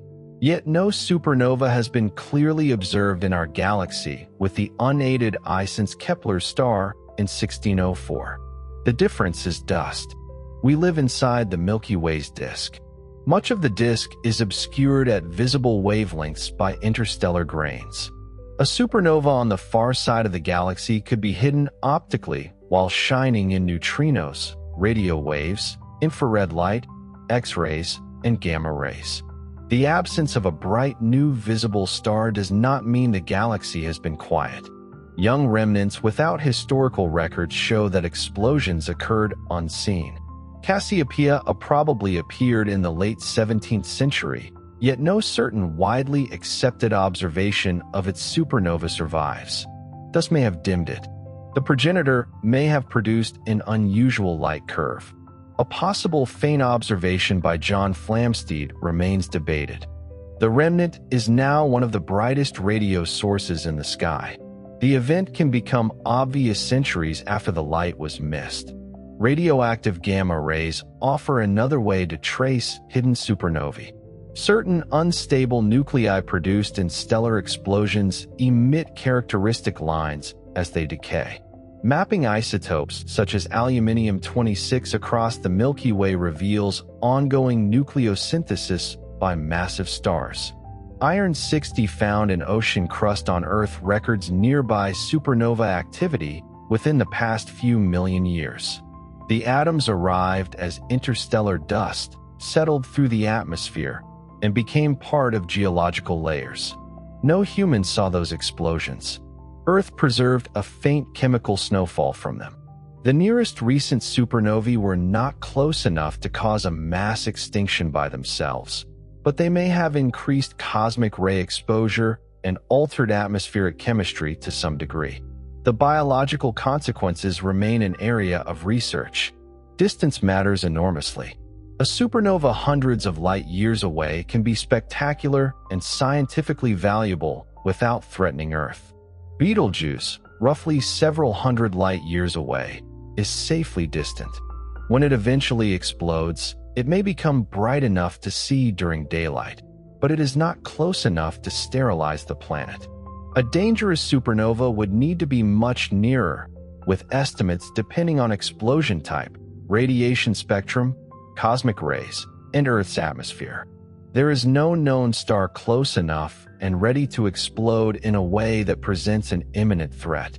The next visible supernova should be anticipated as an astronomical event, not a predicted disaster. Betelgeuse receives attention because it is large, bright, nearby by stellar standards, and visibly unstable. It is a red supergiant in a late evolutionary stage. It will eventually experience core collapse. Eventually may mean tomorrow in conversational imagination or tens of thousands of years in stellar reality. The current evidence does not provide a countdown date. Its dramatic dimming in 2019 and 2020 was associated largely with material expelled from the star that cooled into dust along our line of sight, not with an imminent core collapse. Massive stars vary. They pulsate. They form giant convective cells. They lose material. A change visible over months is not automatically the final warning. The true early warning may come from inside. In the last burning stages, a nearby massive star produces increasing neutrino emission even before collapse. Future detectors may recognize this pre-supernova neutrino signal from certain nearby candidates hours or days in advance. Then the main burst would announce collapse. The star would not surprise humanity in exactly the way supernova 1987A did. Instruments would already be waiting. Long before particle detectors and automated surveys, a supernova announced itself by violating the sky. The stars were expected to remain fixed. Planets wandered against them. Comets appeared and moved. Meteors flashed through the atmosphere. But the distant stellar sphere was treated in many traditions as stable. A new star challenged that stability. Historical observers in China, Korea, Japan, the Islamic world, and Europe recorded guest stars whose positions did not shift like nearby objects. Some remained visible for months. Several can be connected with remnants observed today. The guest star of 1054 appeared in the constellation now called Taurus. Chinese records describe its visibility in daylight and its persistence in the night sky. The Crab Nebula occupies the corresponding region, expanding around its pulsar. The historical writing and the modern remnant meet across almost 1,000 years. The observer saw the light. The telescope sees the consequence. In 1572, Tycho Brahe studied another new star. He measured its position relative to the surrounding stars and found no detectable parallax. If it had been an atmospheric or nearby phenomenon, its position should have shifted as Earth turned or moved. It did not. The object belonged to the realm of the fixed stars. The heavens could change. Tycho's supernova helped weaken the Aristotelian idea of an immutable celestial sphere. In 1604, Johannes Kepler and others observed another brilliant new star. Kepler documented its changing brightness. This event became the last supernova in the Milky Way clearly observed with the unaided eye. Both Tycho's and Kepler's supernovae are now understood as Type 1a events. Their white dwarfs were destroyed. Their expanding remnants continue emitting X-rays and radio waves. The observers could not know that they were seeing thermonuclear disruption rather than core collapse. They did not possess spectra, nuclear physics, or the concept of a galaxy. They possessed time, position, brightness, and careful attention. The word nova originally covered the appearance of a new star. In the 20th century, astronomers recognized that some novae were far more luminous than ordinary examples. The term supernova emerged for the greater explosions. The distinction is physical. An ordinary classical nova occurs in a binary system where a white dwarf accumulates hydrogen-rich material from a companion. Fusion ignites explosively in the surface layer. The outburst brightens the system but does not normally destroy the white dwarf. The process can repeat. A Type 1a supernova disrupts the white dwarf in a much deeper thermonuclear runaway. The names sound related because their discovery histories are related. Their outcomes are not. Modern surveys no longer wait for one astronomer to notice a point by chance. Wide-field telescopes photograph large areas of sky repeatedly. Computers compare new images with reference images. A technique called difference imaging removes the unchanged sky and leaves variable or transient sources. A supernova may first appear as a few bright pixels in a subtraction image. An alert is distributed automatically. Other telescopes obtain spectra. The host galaxy is identified. The light curve begins accumulating from the earliest possible time. This speed matters because the first hours contain unique information. Shock breakout fades quickly. The cooling envelope reveals the progenitor radius. Interaction with nearby circumstellar material can show mass loss in the final years before explosion. Very early spectra sometimes contain narrow ionized lines that vanish within days as the ejecta overrun the surrounding gas. These flash spectroscopy features provide a record of material close to the star shortly before death. The final stages of massive star evolution may therefore be reconstructed from gas the star expelled only years or decades earlier. A supernova observes its own past. Its first light illuminates the material that preceded it. The star's surface may be gone, but its wind remains as evidence. Space telescopes add another possibility: archival images of the site before explosion. If a nearby galaxy has been observed at sufficient resolution, astronomers can search older images for the progenitor star. Red supergiants have been identified before many Type 2p explosions. Some Type 2b progenitors have shown evidence of binary companions. Hydrogen-poor Type 1b and Type 1c progenitors are harder to detect because stripped stars can be faint in visible light and may be blended with companions or clusters. After the supernova fades, new observations can test whether the candidate star has disappeared. The method transforms a pre-explosion point into a life history. It also reveals a puzzle known as the red supergiant problem.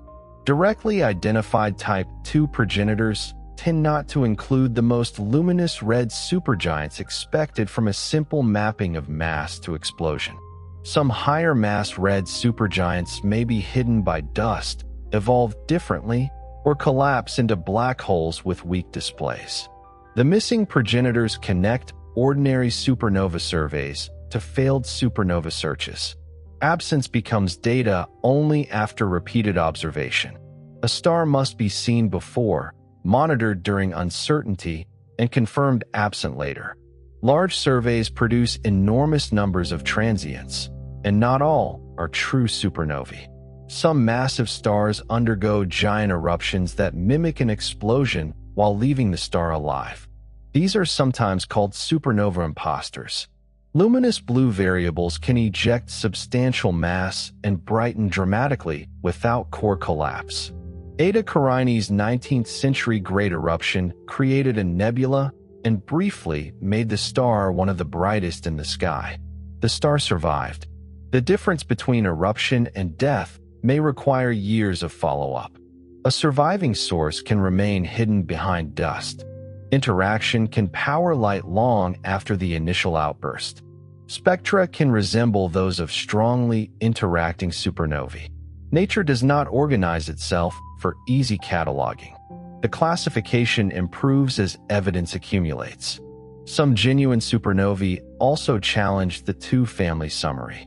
In stars born with extremely large masses and suitable conditions, the production of electron-positron pairs can remove radiation pressure from the core. High-energy photons transform into matter and antimatter, reducing the pressure that supported the star. The core contracts and heats. For a certain mass range, explosive oxygen burning can reverse the collapse and completely disrupt the star in a pair instability supernova. No neutron star or black hole remains. The mechanism is thermonuclear, but it is not a Type 1a white dwarf explosion.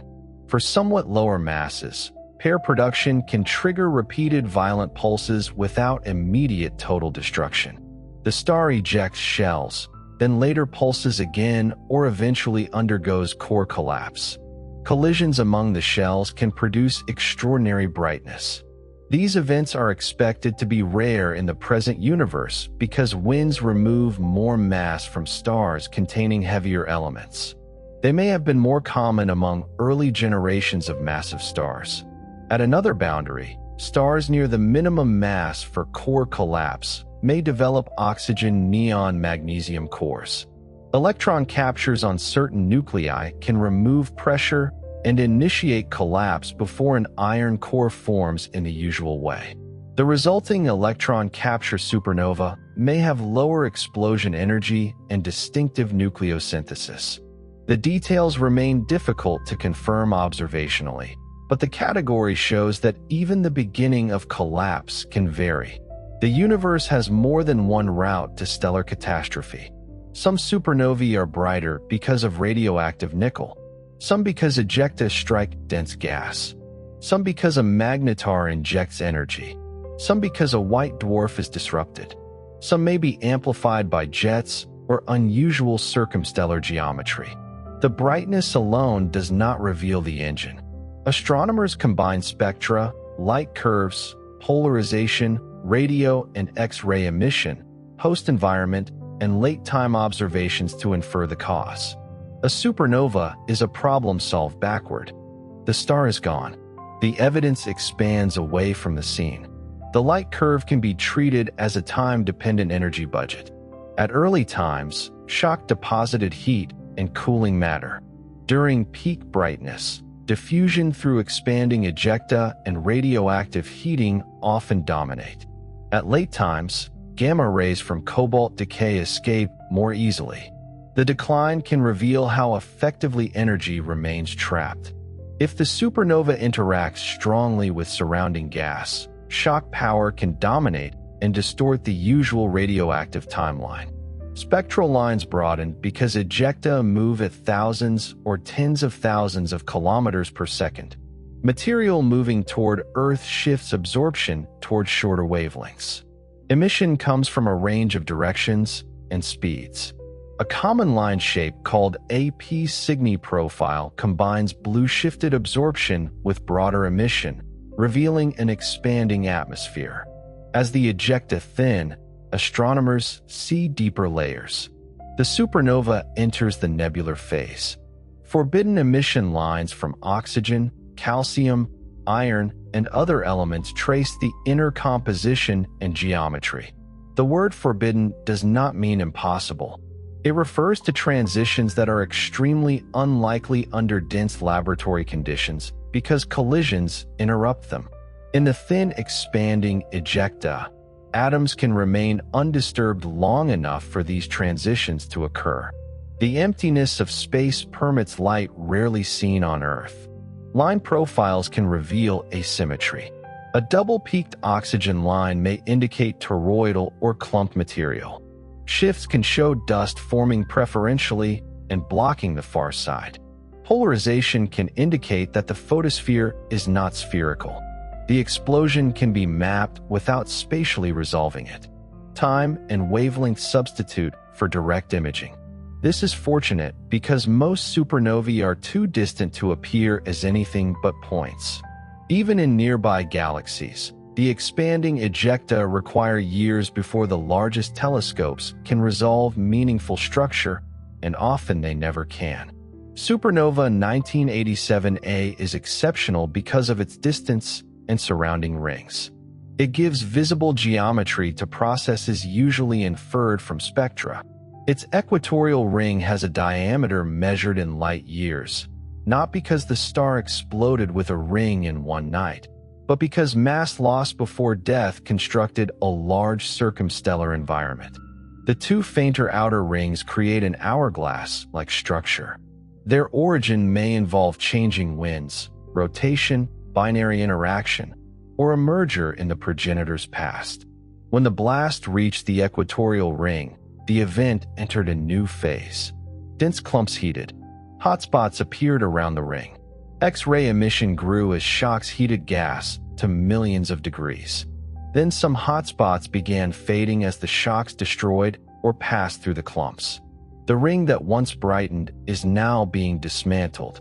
A structure built before the supernova is being erased by the supernova. The remnant also contains dust. Supernovae can both destroy and create dust grains. The outgoing shock destroys existing grains in surrounding gas through sputtering and collisions. Cooling ejecta can form new dust, sometimes in unexpectedly large quantities. Dust absorbs visible and ultraviolet light and re-radiates energy in infrared wavelengths. It can hide the central compact object while revealing itself through warmth. This is why infrared observatories are essential to the continuing story. The Webb telescope does not merely take a sharper version of a visible photograph. It detects wavelengths that penetrate or arise from different structures. Spectroscopy separates chemical fingerprints. Spatial resolution locates ionized material near the center. The best evidence for the neutron star came not from seeing a tiny sphere, but from identifying argon and sulfur ions that require a hard radiation source. The center speaks through atoms. That evidence also completes a circle begun by the neutrinos. The burst in 1987 implied that a compact object formed. The missing pulsar created doubt about its observable state, not about the collapse itself. Decades later, the ionized ejecta point toward an active neutron star. A signal lasting seconds and a spectrum taken decades later describe the same object at different ages. The newborn remnant cooled behind dust while instruments on Earth improved. Astronomy waited until the technology caught up. Waiting is part of supernova science. A Type 1a supernova may fade below ordinary detection, then reappear through a light echo as its original flash reflects from distant dust. The echo arrives later because its path is longer. A remnant may reveal a compact object only after ejecta become transparent. A progenitor companion may emerge after the glare fades. A historical guest star may be linked to a remnant centuries later. The explosion is sudden. Understanding is delayed. Even the light reaching Earth contains delays within delays. Direct photons follow the shortest path. Reflected photons travel around dust clouds. Neutrinos escape from the core before shock breakout. Radio emission may rise when ejecta reach material far from the star. X-rays can brighten years later during collisions. The event is spread across time by physics and geometry. A supernova does not end when it disappears from the night sky. That is merely when the human eye loses the easiest part. The remnant continues expanding. The compact object continues cooling or spinning. Radioactive nuclei continue decaying. Cosmic rays continue diffusing. Atoms continue mixing into the galaxy. The death is an extended redistribution. What had been held together by one star becomes available to everything around it. The next nearby supernova will be observed by instruments that do not share one definition of arrival. A neutrino detector may announce the core collapse first. A gravitational wave observatory may register the changing quadrupole of matter moving inside the star, if the event is close enough and sufficiently asymmetric. A wide-field optical survey may discover the first visible rise. A gamma-ray satellite may detect shock breakout or radioactive lines. Radio telescopes may find the interaction with circumstellar gas days or weeks later. X-ray telescopes may watch shocks heat material to millions of degrees. Each instrument will claim a different beginning because each messenger leaves a different region at a different time. Coordinating them is now a scientific system in its own right. Neutrino observatories exchange alerts through networks designed to recognize a simultaneous burst. One detector can experience random backgrounds.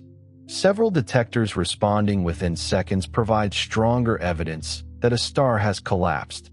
The alert may not immediately reveal a precise direction. Some neutrino interactions preserve directional information better than others, and different observatories can combine their data.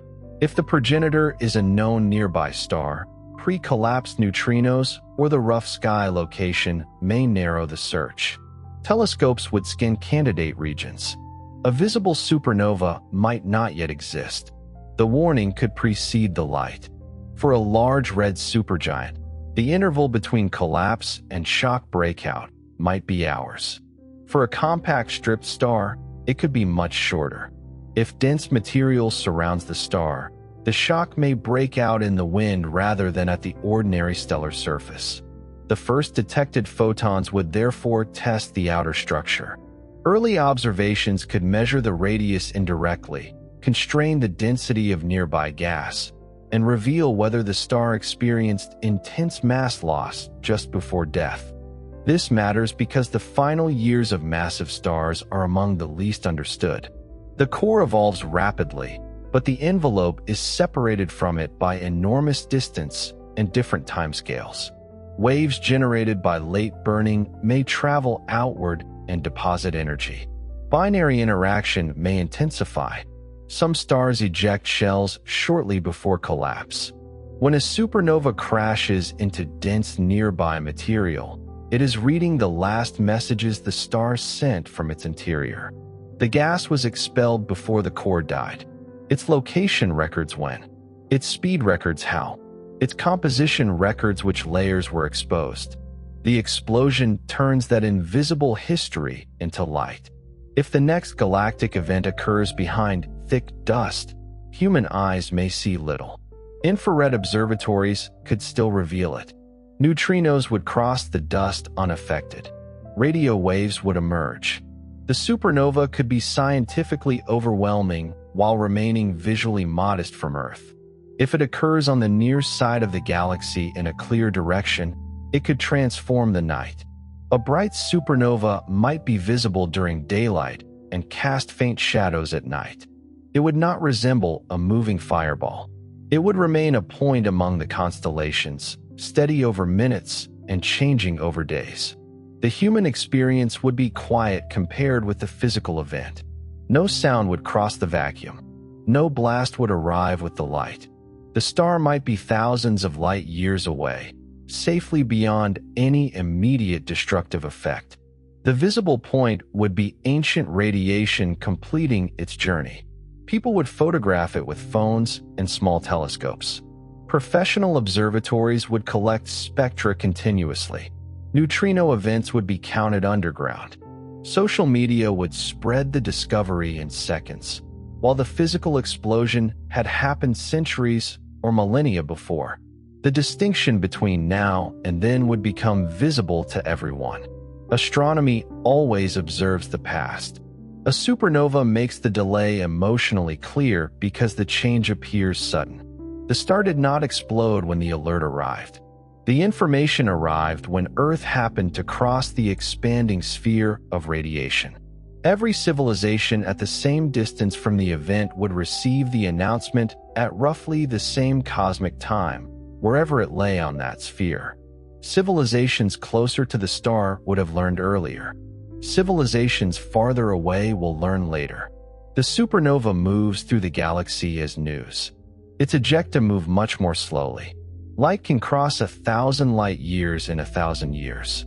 Material traveling at 10,000 kilometers per second would need tens of thousands of years to cover even a small fraction of that distance. The information outruns the chemistry. Earth can see a supernova long before any atoms from it could approach the solar system. This separation matters when we speak of being made from explosions. The atoms in a body did not arrive with the light from a supernova recorded by humans. They came from much older events whose ejecta had time to slow, mix, enter molecular clouds, form stars, and become planets. The light is the announcement. The matter is the inheritance. The inheritance requires patience on galactic timescales.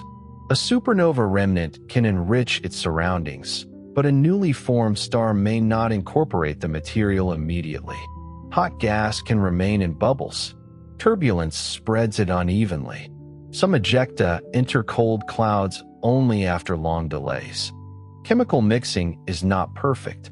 Stars born in the same galaxy at the same time can show different elemental abundances because their gas had different histories. Very old stars preserve especially simple records. Some contain little iron because they formed before Type 1a supernovae had contributed much.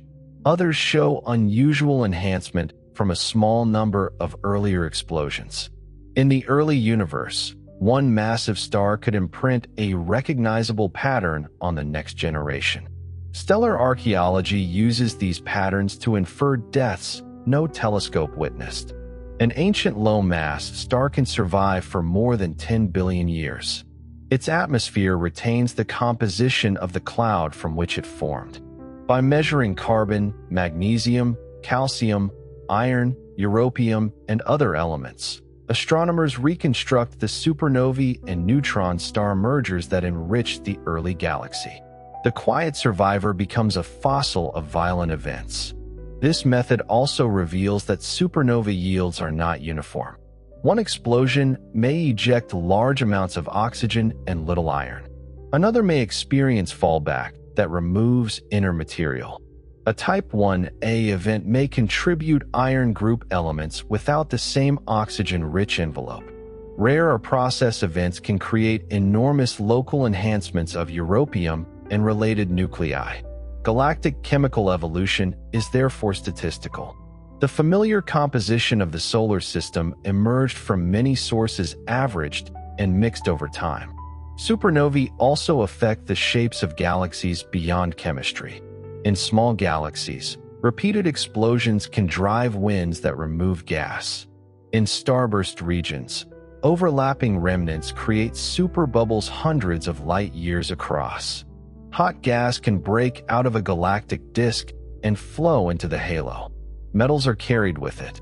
Some later return as cooling fountains. Some enrich the circumgalactic medium. Some escape into intergalactic space. A star's death can help move atoms beyond the galaxy where the star was born. This feedback influences how rapidly galaxies grow, how much gas remains available, and where later stars can form. Computer simulations of galaxy formation cannot reproduce realistic galaxies without accounting for energy and momentum from stars, especially supernovae. The challenge is scale. A simulation may model a galaxy tens of thousands of light years across, while a supernova shock begins on the scale of a star. The detailed explosion cannot be calculated directly for every star. Researchers use subgrid models to represent unresolved physics. The assumptions matter. If energy is radiated away too quickly in the model, feedback becomes weak and too many stars form. If momentum or clustering is represented incorrectly, galactic winds change.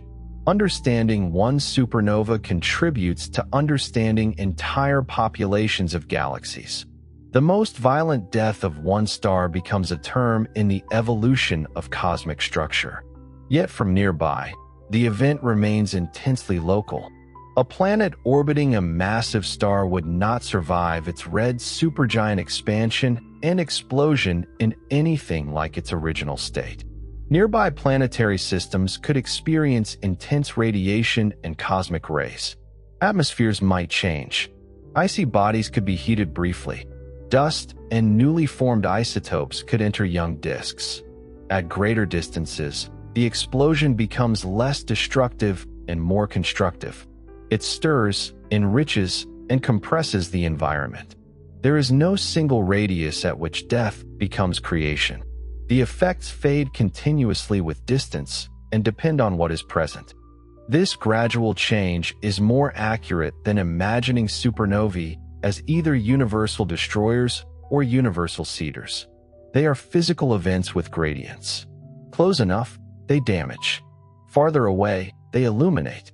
Across a galaxy, they regulate. Across billions of years, they enrich. Supernova 1987A was safely distant in another galaxy, yet near enough to make the neutrino burst detectable. Its light caused no harm. Its scientific impact was immense. It also reminded astronomers how much remained uncertain. The blue supergiant progenitor was unexpected. The early light curve was unusual. Mixing had to be stronger than simple models assumed. The ring system required a complicated pre-supernova history. The compact remnant remained hidden. A nearby event did not simplify supernova physics. It exposed complexity. This is a recurring pattern in astronomy. Distance allows a clean category. Proximity reveals exceptions. From far away, an explosion is type 2. Close study reveals a blue supergiant, asymmetric mixing, rings, dust, molecules, shocks, and a hidden neutron star. The category remains useful, but the object exceeds it. The same is true of type 1a supernovae. Their standardized light curves make them cosmological tools, yet their progenitor channels remain diverse. The same calibrated brightness can emerge from systems with different histories, and small population differences must be understood for precision cosmology. Uniformity and diversity coexist. The explosion erases much of the progenitor, but not all evidence of it. The debris remembers density. The circumstellar gas remembers mass loss. The companion may survive. The host population remembers age and metallicity. The light curve remembers radioactive production. The spectrum remembers composition and velocity. Astronomers reconstruct a vanished star from these remaining traces. The work resembles investigating an event whose scene expands faster than any investigator can follow. Every hour changes the evidence. The earliest spectrum cannot be repeated. The ultraviolet flash fades. The photosphere recedes through the ejecta. Dust forms. The remnant enters new environments. Observation must be immediate and then persistent. A supernova rewards both urgency and patience. Supernova 1987A demonstrates both. The Discovery Plate demanded immediate action. Astronomical telegrams and telephone calls spread the news. Telescopes in the southern hemisphere redirected schedules.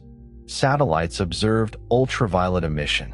Spectra were collected while the light changed. Then the community continued for decades. The same object required a response measured in minutes and a commitment measured in careers. Researchers who were students in 1987 became senior scientists while the ring brightened. New observatories launched and joined the campaign. Detectors that did not exist on the discovery night examined the remnant later. The supernova became an intergenerational experiment. Its expanding shock has a speed. Human technology has another. Each new instrument arrives at a different stage of the remnant and asks questions that earlier instruments could not. The object changes while the observer changes. This creates a rare scientific relationship. Most astronomical structures evolve too slowly for one lifetime to notice. A galaxy's spiral arms do not visibly turn during a career. An ordinary main sequence star does not age in a human archive. A young supernova remnant moves. Hotspots brighten and fade.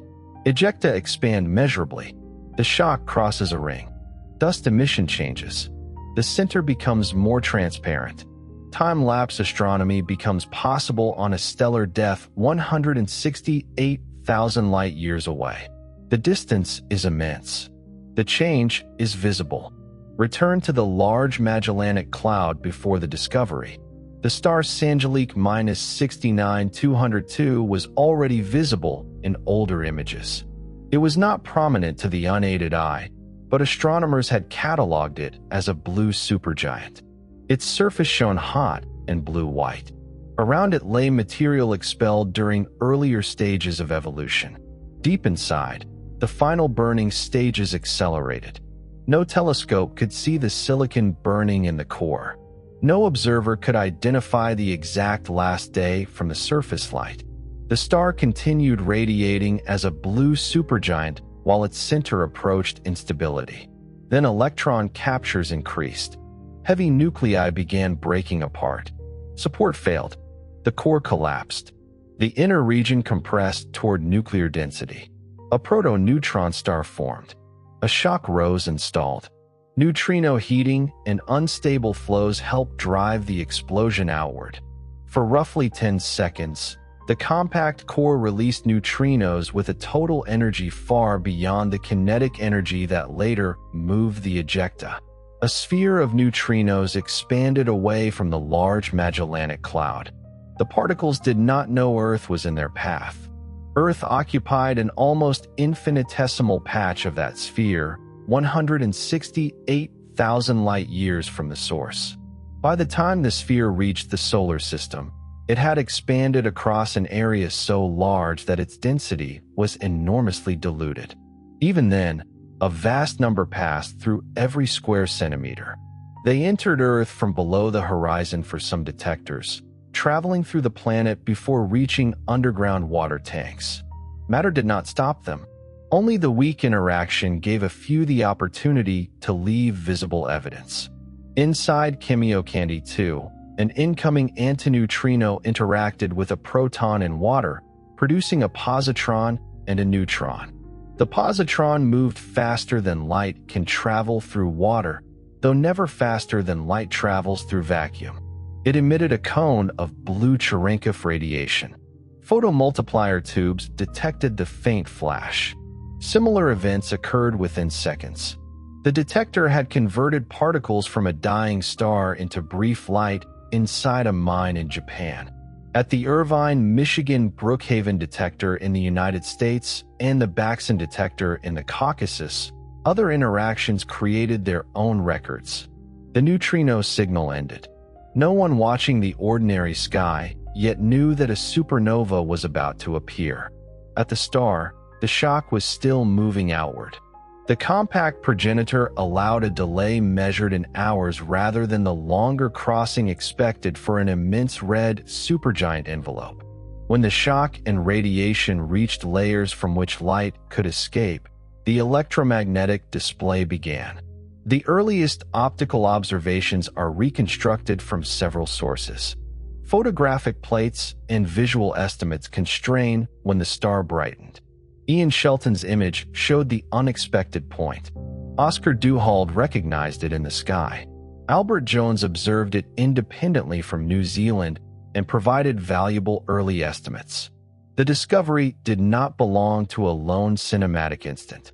It emerged from overlapping attention. The astronomical community moved quickly. The object was announced as the first supernova of 1987.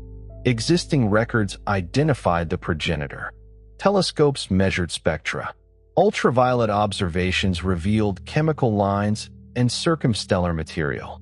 Gamma rays later confirmed radioactive decay products mixed outward through the ejecta.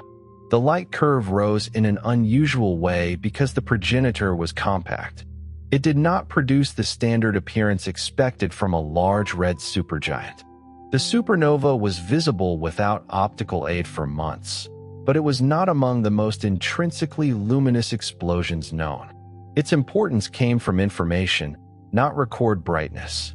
The radioactive chain from nickel-56 to cobalt-56 and then iron-56 supplied a predictable source of energy. As the ejecta expanded, gamma rays from these decays began escaping. Their detection provided direct evidence that fresh radioactive nuclei had formed. The event linked nuclear reactions inside the explosion to the changing light observed from Earth. The outer rings brightened first from the initial ultraviolet flash. The supernova faded in visible light. For a while, the sight became less dramatic. Then the blast wave reached the inner equatorial ring. The ring had been waiting in space, created by the progenitor's mass loss long before collapse. When the shock struck dense knots, they heated and shone. The remnant brightened in X-rays and radio waves. Hotspots appeared one after another around the ellipse. The geometry allowed astronomers to measure distance through light travel time and apparent size. It allowed models of shock interaction to be tested. It revealed density variations too small to infer before impact. The ring was both target and measuring instrument. The ejecta expanded inside it like a glowing central cloud.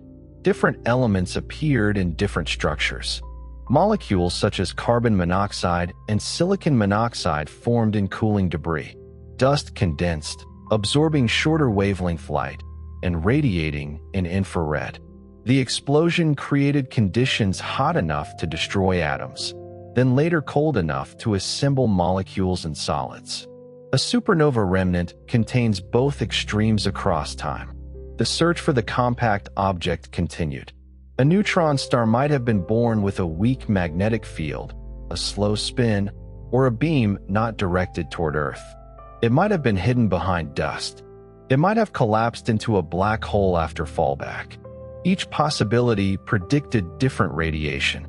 The neutrino duration argued strongly for the formation of a proto-neutron star. But the absence of an obvious pulsar prevented a simple conclusion about its later state. Infrared and submillimeter instruments gradually penetrated the obscuration. A compact, warm dust region appeared offset from the geometric center. X-ray and radio observations tested whether a pulsar wind was energizing the interior. Then Webb spectroscopy identified ionized argon and sulfur concentrated near the center. Producing those ions requires energetic photons or particles. A cooling neutron star with a hot surface or a pulsar wind generated by the neutron star offers a natural source. The evidence is the strongest yet that the compact remnant survived as a neutron star. The object itself remains unseen in the ordinary meaning of an image. Its diameter would be only a few tens of kilometers. At the distance of the Large Magellanic Cloud, that is far below direct resolution. Dust and ejecta complicate the view further. But direct sight is not the only form of detection. Gravity revealed planets before photographs. Spectra reveal atmospheres as unresolved lines. Neutrinos revealed the collapse. Ionized atoms reveal the central engine. Astronomy is the science of consequences carried across distance. Supernova 1987A now has a layered human archive matching its layered physical history. Photographs show the progenitor before death. Neutrino data mark the core collapse. Early plates and visual observations mark the optical rise. Spectra trace expansion and radioactive elements. Hubble images show the growing ring interaction. Chandra records shocked gas. Radio arrays map accelerated particles. Webb sees dust, molecules, and ionized material near the hidden neutron star. No single instrument possesses the event.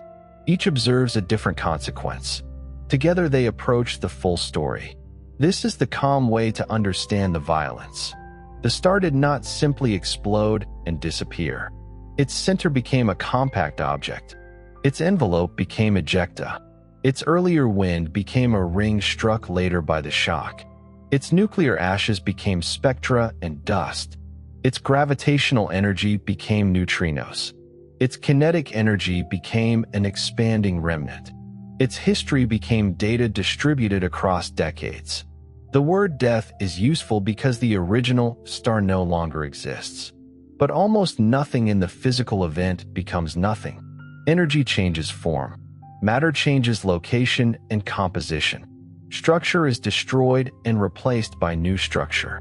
A blue supergiant becomes a neutron star, a remnant, a ring of shocked gas, dust, cosmic rays, and an expanding chemical contribution to its galaxy. The identity ends. The ingredients continue. This pattern applies to Type 1a supernovae as well, though no compact core remains. The white dwarf is unbound, but its carbon and oxygen become iron group and intermediate mass elements moving through space. The binary's history becomes a light curve used to measure the universe. Destruction is not the opposite of transformation. In supernovae, destruction is transformation without return. The star cannot reassemble. Its matter can become many other things. The most important creative effect is not that a supernova instantly produces planets in its wake. Planet formation requires cooling, mixing, cloud collapse, disk formation, and millions of years. The creativity lies in possibility. Before stellar nucleosynthesis, the universe lacked abundant carbon, oxygen, silicon, phosphorus, calcium, and iron. Before stellar feedback, many galaxies would process gas differently. Before compact remnants, there would be no pulsars, neutron star mergers, or some classes of gamma-ray burst. Supernovae enlarge what matter can do. They are not gentle creators. They make ingredients available by breaking stars apart. This is why the familiar statement that humans are made from supernovae needs both affirmation and care. Some atoms were forged in massive stars and dispersed when those stars exploded. Some were released by winds from stars that died quietly. Some iron came from destroyed white dwarfs. Some heavy nuclei came from neutron star mergers made possible by earlier core collapses. Hydrogen came largely from the early universe. A human body is not the product of one explosion. It is a mixture of cosmic epochs. The supernova is one of the essential transitions linking them. Somewhere in the Milky Way, another massive star is approaching the same threshold.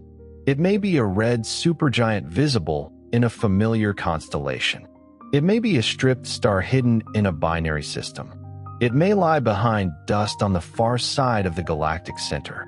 The galaxy probably produces a few supernovae each century, but the timing is statistical. Decades can pass without one nearby enough or unobscured enough to transform Earth's sky. The last clearly observed naked-eye galactic supernova occurred more than 4 centuries ago. This long silence is not a schedule. It does not make an explosion overdue in the way a late train is overdue. Random events can cluster or leave long gaps. The next one may occur during the lifetime of people alive now. It may occur centuries from now. No prediction can select the night. Astronomers prepare without a date. Neutrino detectors operate continuously. Wide-field surveys repeat the sky. Space telescopes and radio arrays maintain systems for responding to alerts. Amateur observers still matter, especially for bright nearby transients and continued monitoring after discovery. The discovery may begin inside software rather than a darkroom. A computer subtracts two images. A point remains. An automated alert crosses the internet. Within minutes, robotic telescopes obtain new exposures. Within hours, spectra classify the event. Yet the essential human experience would resemble 1987. Someone would step outside. A familiar constellation would contain an unfamiliar light. Betelgeuse is often imagined in this role because it is nearby, bright, and already a red supergiant. Its future supernova would be extraordinary to watch and harmless at its distance. But there are many other candidates, most less famous and some hidden from ordinary sight. The next event need not come from the star people expect. Supernova 1987A came from a blue supergiant when red supergiants dominated expectation. Surprise is not a flaw in prediction. It is one reason to observe. If a galactic core collapse occurred, the neutrino burst would probably be recognized quickly. The number of detections could be large enough to trace changes across the several-second cooling signal. Different neutrino flavors would transform as they moved through dense stellar matter and vacuum. Their energies and arrival times could test particle properties and the physics of the proto-neutron star. No laboratory can create a neutron star and watch it cool. The galaxy occasionally performs the experiment. Gravitational waves could provide another view. Core bounce, convection, rotation, and instabilities produce changing mass distributions. The signal would be weaker and less predictable than the waves from merging black holes, but a sufficiently nearby supernova could bring it within reach. A combined neutrino and gravitational wave detection would reveal the center before the star became optically bright. Then the shock would emerge. The first light could identify the progenitor's radius. Ultraviolet and X-ray observations would catch high temperatures. Visible spectra would reveal the outer envelope. Radio and X-ray emission would map circumstellar material. Days later, the light curve would begin showing radioactive heating. Months later, nebular spectra would expose the inner ejecta. Years later, the remnant would become a new target. The observation would outlast the excitement of discovery. Children who saw the new star might study its remnant as adults. Telescopes not yet built might detect its compact object. The event would become a calendar extending through scientific generations, as Supernova 1987A already has. The supernova would also teach humility. Even with better instruments, models would not predict every detail. Three-dimensional turbulence is sensitive to progenitor structure. Binary history may be incomplete. Dust and circumstellar gas can change the light. The remnant may be asymmetric in unexpected ways. More data does not guarantee a simpler story. It provides a more accurate, complicated one.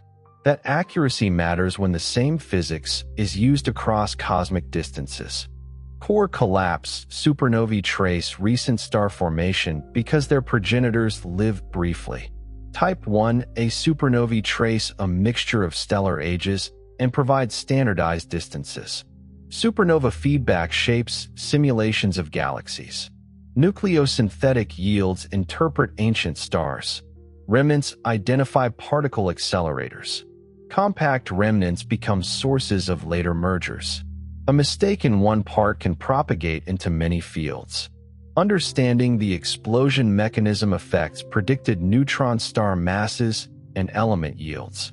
Understanding Type 1a progenitors affects precision measurements of dark energy. Understanding dust formation affects estimates of how early galaxies became dusty.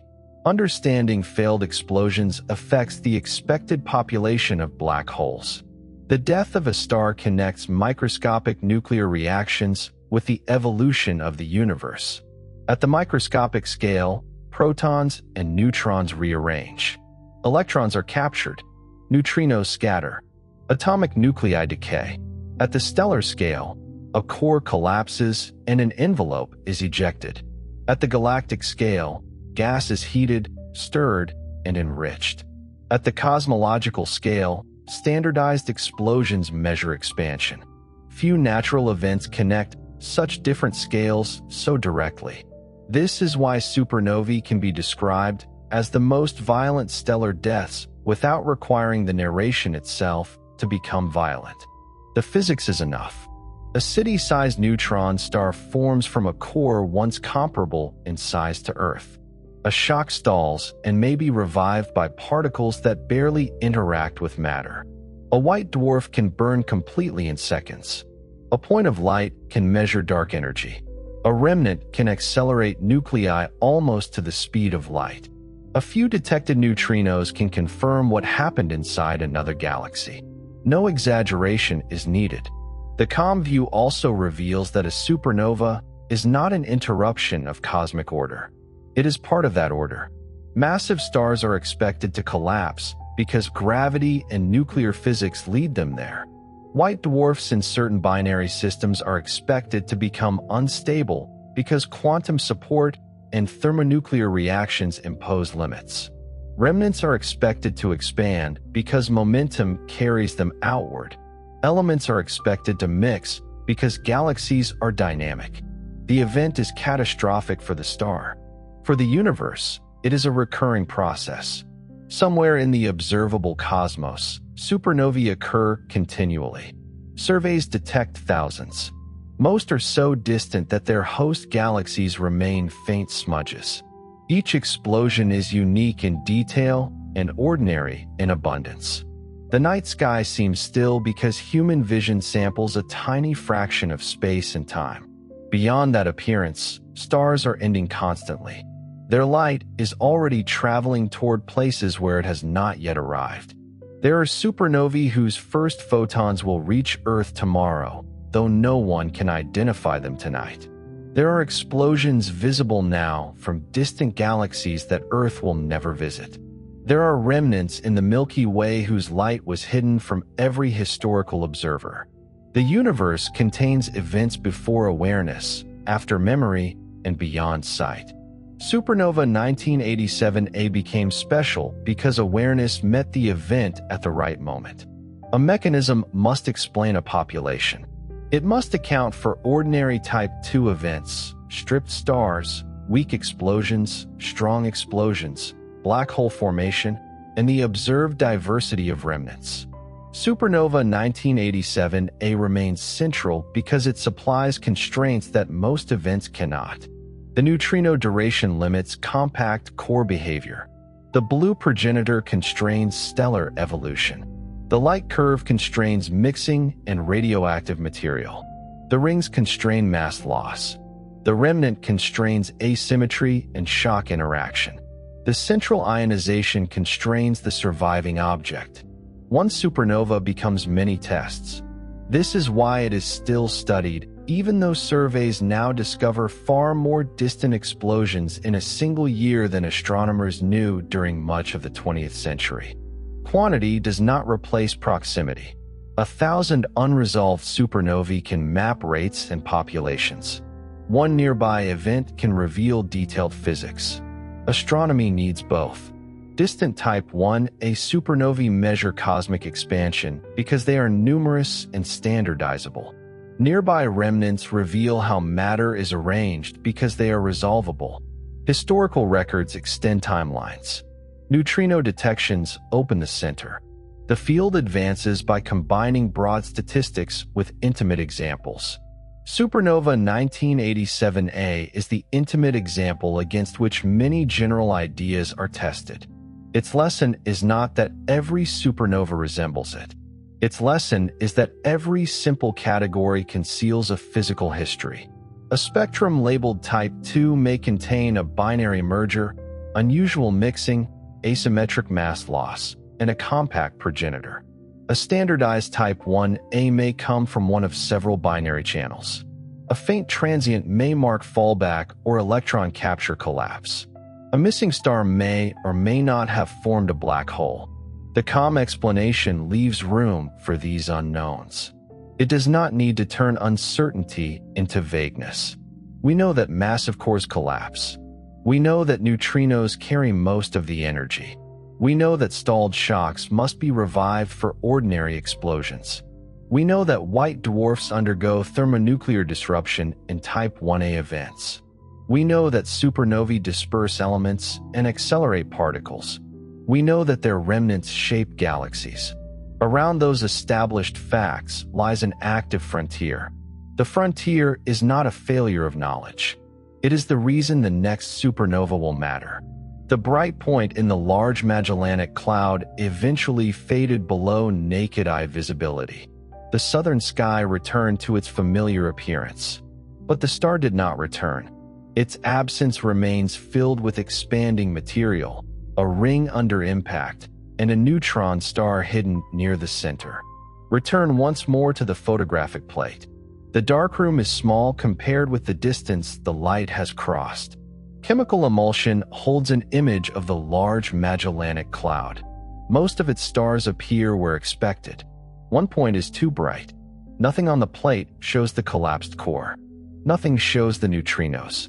Nothing shows the shock's hours-long passage through the star. The plate records the final visible consequence arriving at Earth. Shelton compares the image with an older plate. The difference becomes knowledge. Outside, the new star shines without flickering or moving. It looks peaceful because distance removes scale.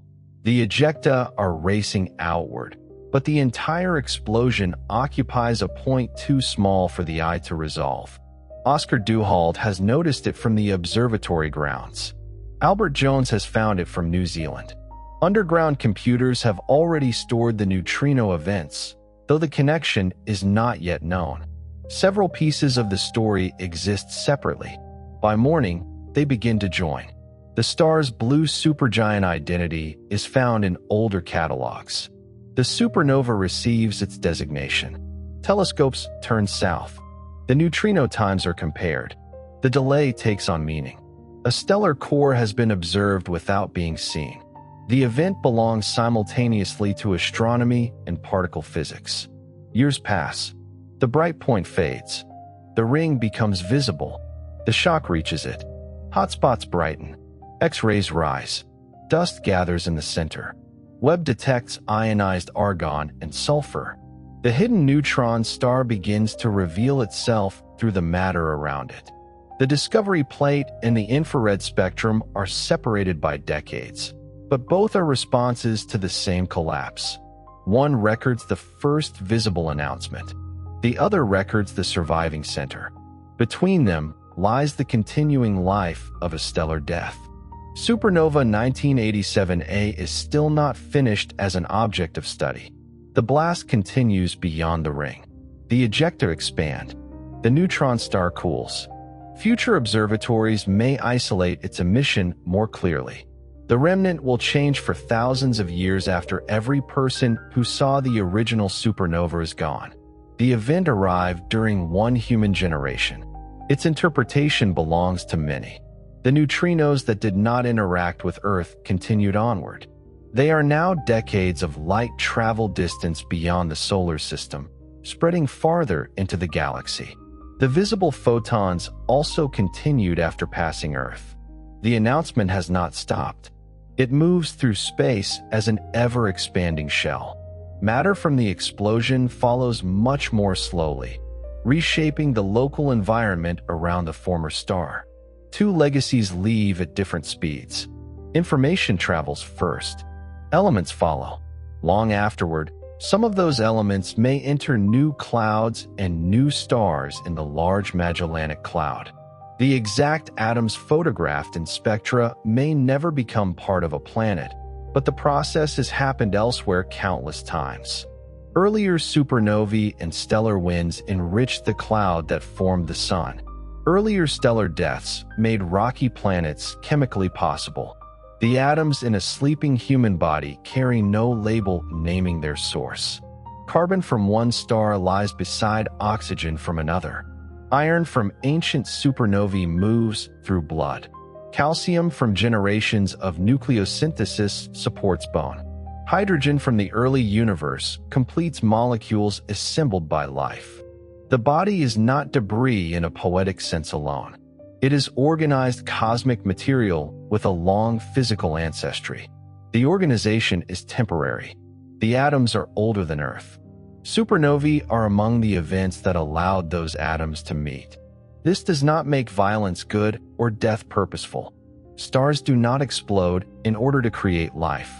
Nuclear physics has no intention. Gravity has no plan. Creation follows because matter remains available for new structure. The universe repeatedly builds, transforms, disperses, and builds again. A supernova is one of the sharpest transitions in that cycle. For the star, it is the end of equilibrium. For the compact remnant, it is a beginning. For the surrounding gas, it is a shock. For a future cloud, it is enrichment.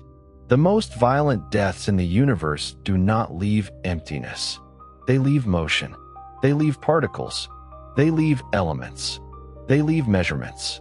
They leave the conditions from which later things can begin. Good night.